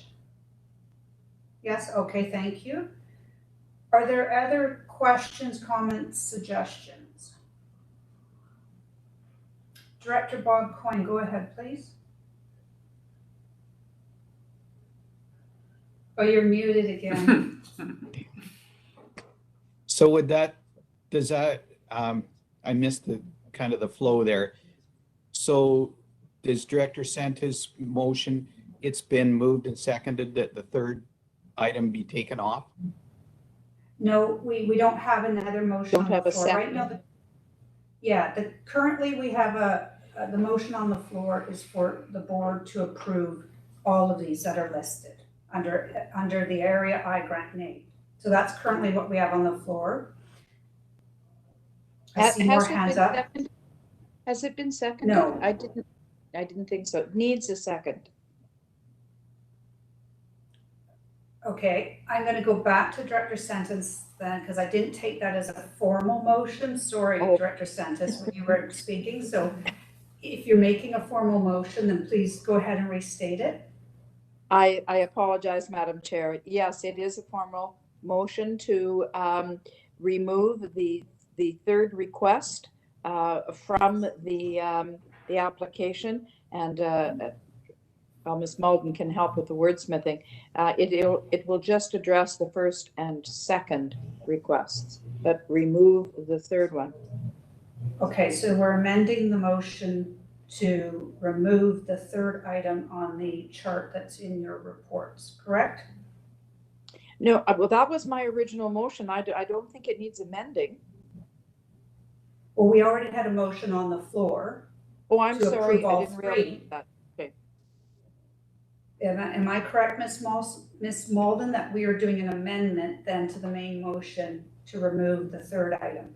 That's correct. Correct. Okay. So do we have a seconder for that? Director Bush, is that you're seconding that? Okay. Thank you. So we have the amendment on the floor. I've got Director Gettins, then Director Vasilaki and Holmes. Director Gettins, go ahead, please. Thank you. I won't vote in favor of the amendment. I think the application, I think it explains it. It's along the KVR. It's a steep slope. They've got a community initiative. They're trying to tackle these 5 of these properties, but the problem is the slope.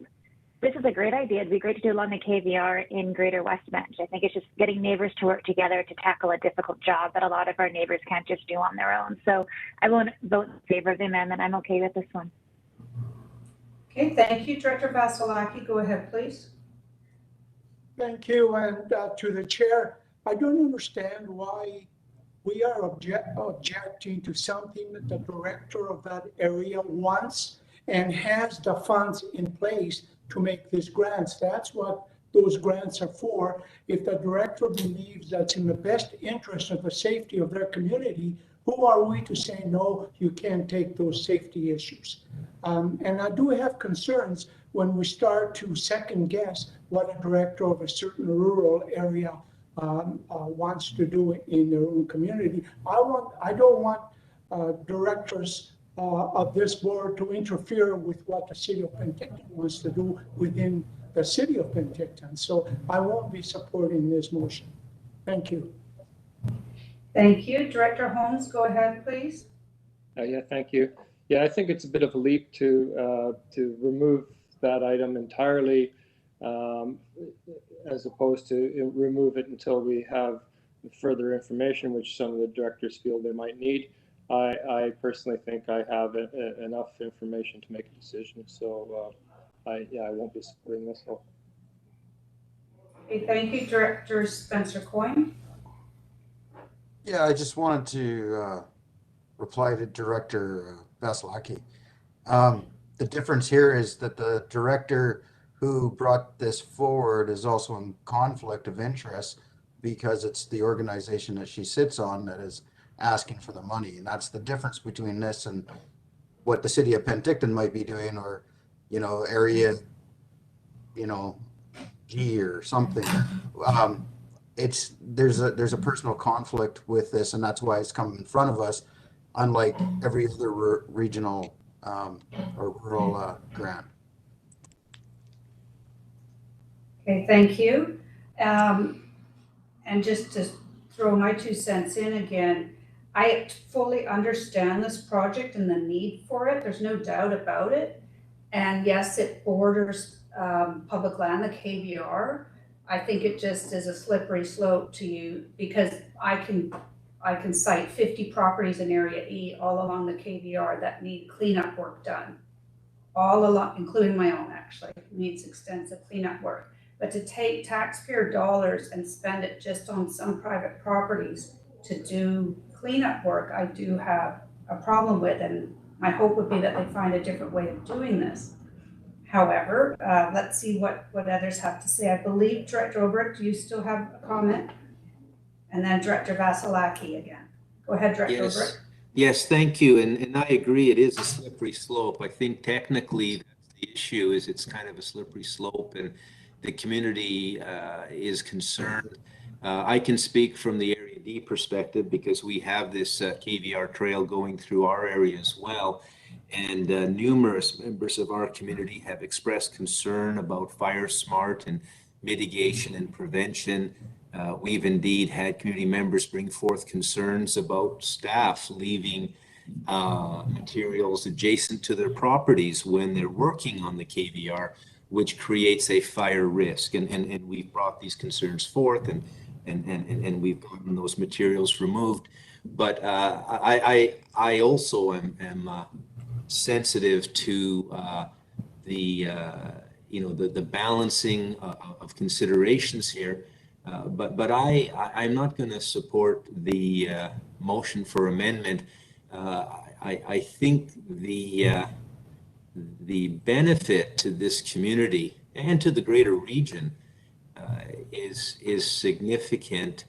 I do appreciate that Director Vasilaki's comment, because I don't have the benefit of the electoral areas director's comments, but being adjoining to this area and appreciating the benefits, we have policy and guideline. My understanding is these things don't come to us for consideration unless they already qualify. So there has been some administrative oversight. If it didn't qualify, it wouldn't have come forth.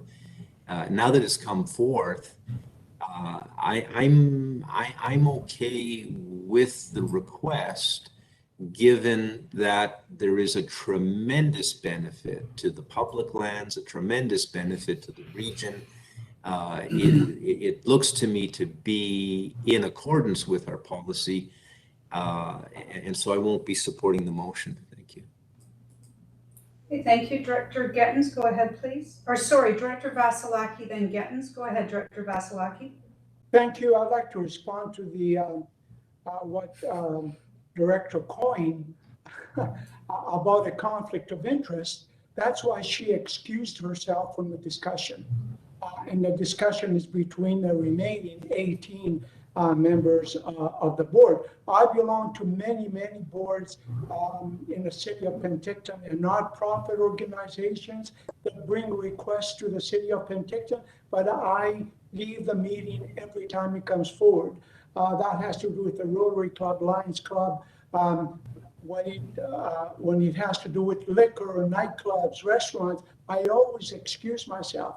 I mean, that's the right thing to do, and we're a democracy, and everybody has the right to bring forward what they think it's in the right process for their community, and I think that's where the director is going, and I think she's doing a magnificent job for her area. Thank you.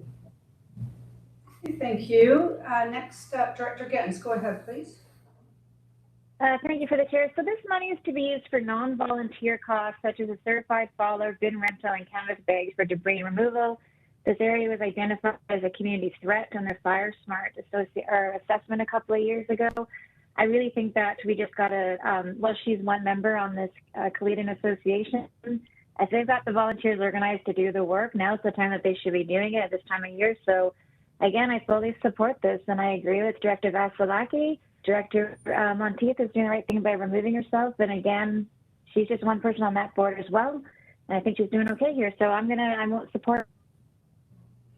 Okay, thank you very much. Are there any other comments or questions? We have an amendment before us that would approve the first two requests, but not the third. Any further questions or comments before I call the vote on that amendment? This is a weighted corporate vote. Director Gettens again? Yeah, so can I just read the recommendation that we're voting?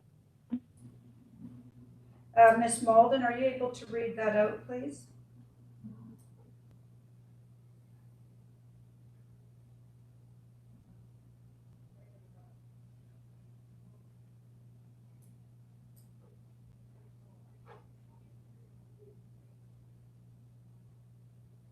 Maybe I'll take it, Madam Chair. So the motion is to approve all three grants out of the electoral area I community grant made.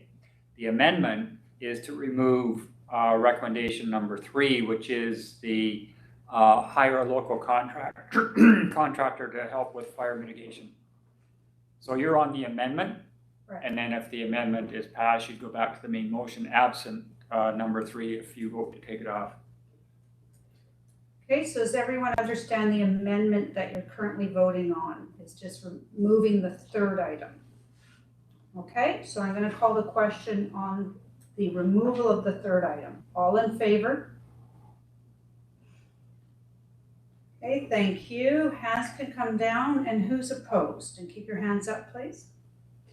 Director Gettens, Director Holmes, Director Traynor, Director Bush, Director Vasilaki, Director Bauer, Director Pendergraft, Director Johansson, Director Obrick, Director Spencer Coyne, Director Knodel, Director McCoroff, and that appears to be everyone opposed. So we'll just wait for Ms. Malden to give us a response on that. Thanks, Chair. So with the calculations, yeah, indeed, that does put this over on a weighted vote, so motion is defeated. Okay, so we go back to the main motion, which is to approve all 3 of the grants requests in front of us. So that motion is on the floor. Are there any additional comments? Director Knodel, go ahead, please. Oh, you're getting ready to vote. Thank you. Are there any further questions or comments on the main motion here to approve all three? Okay, once again, it's a weighted corporate vote. I'll call the question. All in favor? Thank you. Hands can come down. And anybody opposed?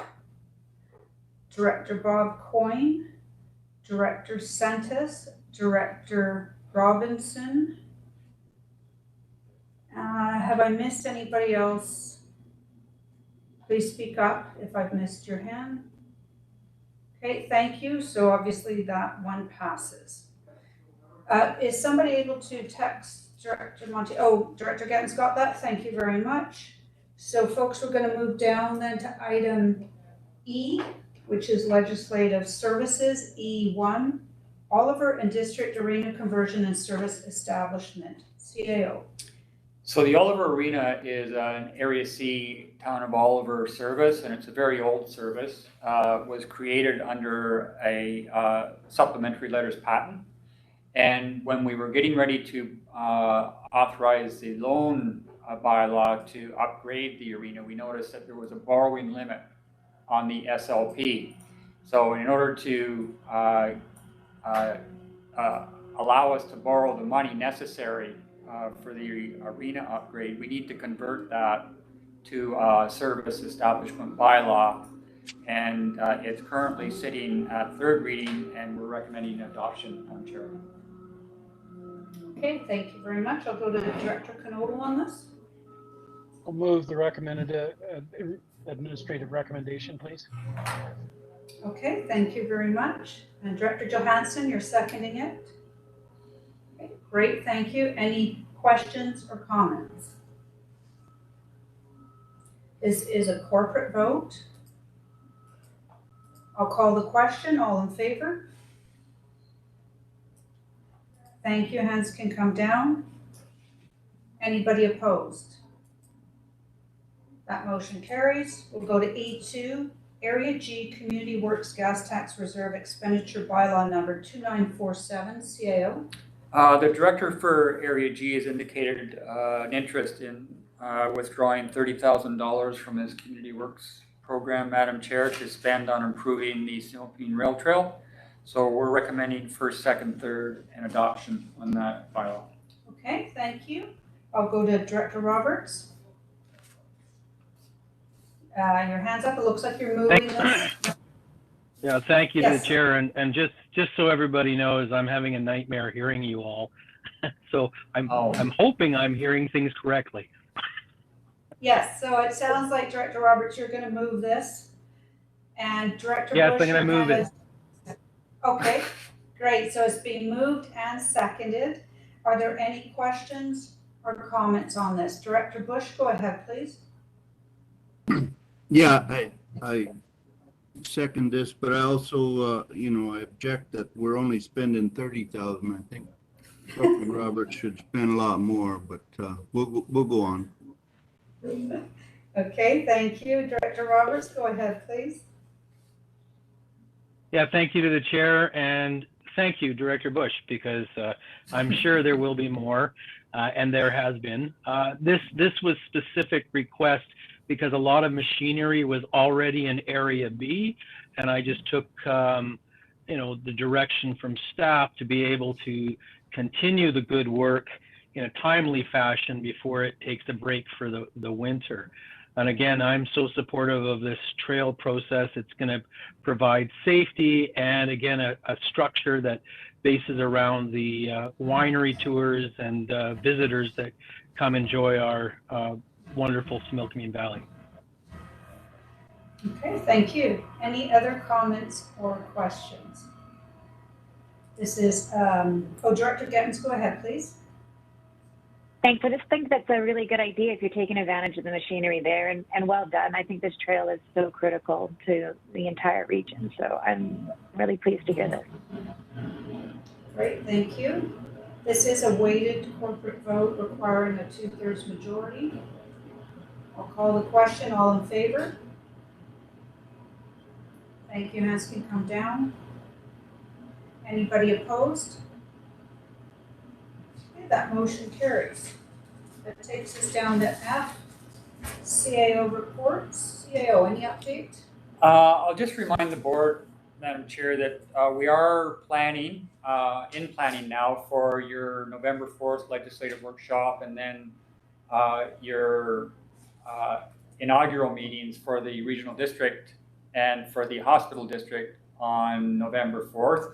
That's a regulatory requirement, being the first meeting in November. So I'm sure you're getting ready for that. And then again, we have a budget workshop on November 5th, and those will both those days will be over at the Lakeside Resort like we did them last year. So we'll have lots of opportunity for spacing, and we'll have the COVID-19 guidelines available for you when you come in.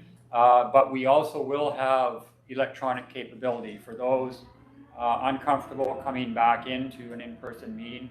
And I'm looking at Danny here, but we will have the opportunity for you to participate fully in those 2 days. Everything? Okay, great, thank you. And chair's report, just a couple things. So yesterday I was part of a SILGA meeting, so I did resend out again this morning the SILGA speaker series for this fall. So if you have not registered and you're interested in all three or even just one of these speaker series that start on October 20th, and one in November and one in December, please email Allison. Use the email in the email I sent out this morning, the Your SILGA email, and let her know that you're interested. It is free. We'd rather see you sign up and then not be able to attend than to miss out on these noon hour sessions. They look to be very interesting. So yeah, please register for that. And also with SILGA, we're still really hopeful that our convention is going to be in person next April, end of next April in Salmon Arm. So we will keep you posted on whether that's going to go ahead. And of course, we're not going to know until the new year. And tomorrow, just a reminder, directors, there's a 10 a.m. meeting with MODI, so Ministry of Transportation and Infrastructure. You'll be able to WebEx into that. If you'd like to participate, please accept the notification that was sent out. I believe it came from Crystal, so you'll have your link to participate in the MODI meeting tomorrow at 10 a.m. That's everything from me. And we're going to go to director's motions. Did anybody have a notice of motion they'd like to present today? Director Gettens, go ahead, please. Thank you. Just a question on process. I'd like the board to consider removal of an APC member, and I just want clarification. Did I put forward a notice of motion, or can I just ask the question during my community update? We'll go to Ms. Malden on that. So you, Director Gettens, the question is, how do you go about removing an APC member? Okay. Ms. Malden, could you clarify? So is there a resignation on their part? Have they tendered a resignation? And if so, then a board resolution is not required for that. Once they tender the resignation, it's effective immediately and your quorum would be adjusted accordingly. The notice to the board is really a formality and we discontinued that just recently. It is not thank you, Ms. Malden. Oh, sorry, Chair, if I may follow up. Yeah, I was just going to get further clarification from Ms. Malden. And what if it's that the director wants to remove the individual, that they haven't resigned? So that would be a report to the board, and that would be probably started with a conversation or an email from the director to staff to bring that forward. Or perhaps it would be a director submitting an email. We've not talked about what that process would look like, but we certainly can and advise the board. Thank you. Thank you. So it wouldn't be done in a notice of motion. Did you have any further question on that, Director Gettens? No. Okay, thank you. Did anybody have a notice of motion for today? Okay, I'm not seeing Any director's motions? That takes us down to item G3, which is board members' verbal updates. Did anybody have an update today from their community? I see Director McCordoff. Go ahead, please. Thank you. It wasn't from my community. I just wanted to point out that during the conversation today, I was talking about the Source Water Protection Toolkit. I sent an email to the Okanagan Basin Water Board, to our policy and planning specialist, Ms. Garcia, and she assures me that the toolkit will be sent out to regional districts and municipalities very soon. And there are upcoming webinars that will give you more information on that. That information will be there as well. And we did ask her to come to several communities at our meeting on Tuesday, to several communities and regional districts to present this in a short form and allow for questions. So definitely you'll find out more about that. And the other thing, I had a question for the CAO. On November the 4th, when we meet at the lakeside, will we all be required to be double vaccinated, and will we need to show our QR code? What is the procedure? I know it's in restaurants, but I'm just wondering about being at the hotel. Okay, CAO, do you know? So at this point, as far as work meetings go, there's no requirement to show the vaccination passport. It's just a matter of safety. So distancing and masking and hygiene are all going to be requirements. Okay, thank you. I'll go to Director Bush now. Go ahead, please. Yes, thanks. I'd like to do a trail update for our Area B. The trail is looking really good, and I'd like to thank staff for doing the great job they've done so far. We're still waiting for a provincial rep to come down to discuss with TL Timber options there. And staff is still looking into a bridge and what kind of bridge we can put in and cost, etc. One of the locals put up a gate because until the bollards are up, because somebody's been driving up and down on the trail already, which they shouldn't be. Thank you. Okay, thank you very much, Director Bush. Anybody else have an update they'd like to provide? Okay, I am not seeing anybody else. Our next board meeting is on the 21st of October. So if we have nothing further, directors, I am looking for a motion to adjourn. Director Spencer Coyne, followed by Director Johansson. Call the question then, all in favor? Thank you. Anybody opposed? That motion carries. Thanks very much, everybody. Have a good afternoon. And sorry, Director Gettens, did you have a hand up? Well, I have a director's motion on the agenda. Oh. Is that still just a notice of motion if I put it in last time? Don't we talk about it this time? Oh, I don't have anything on this agenda. We're gonna have to look into that and see what's happened. Yes, and we've adjourned, but there's nothing on our agenda, and there wouldn't be, you don't have anything on your agenda at your end, right, Director? Yeah, under G3. Right, but is it in print at your end? Yeah.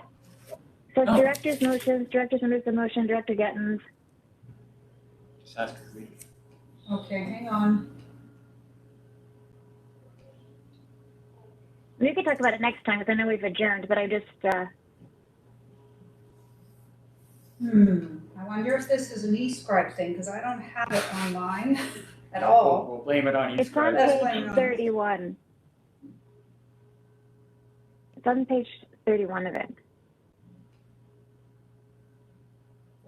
That's fine. We can talk about it next time. Oh, okay. Yeah, okay, so, yeah, I have the printout here with nothing on it. Okay, well, thank you for pointing that out. We're gonna have to see what's happened there, and if it's not urgent, Director Gettens, if you're okay with that coming forward at the next one. If that Sure, didn't that's get fine. taken care of, then, yeah, I see it in the computerized version, but not in the package in front of me. Not sure what's happened there, Okay, which no worries. direct and which, oh, hang on. Page 31 are the minutes. Yeah, I see you're looking at the minutes, correct? Yeah, because I tried to find it, and that's the only one that I can find in the package. So there's the notice of motion. So I don't know where. From the minutes. Hang on one second, bear with me. Okay. Again, it's not urgent. We can definitely talk about it next time.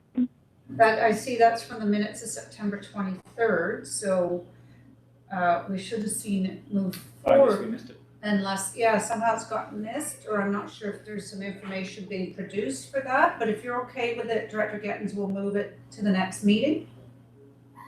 Yeah, appreciate it. Thank you. Wonderful. Okay, thanks so much for bringing that to our attention. We'll look into that, and have a good afternoon, everyone. What was it?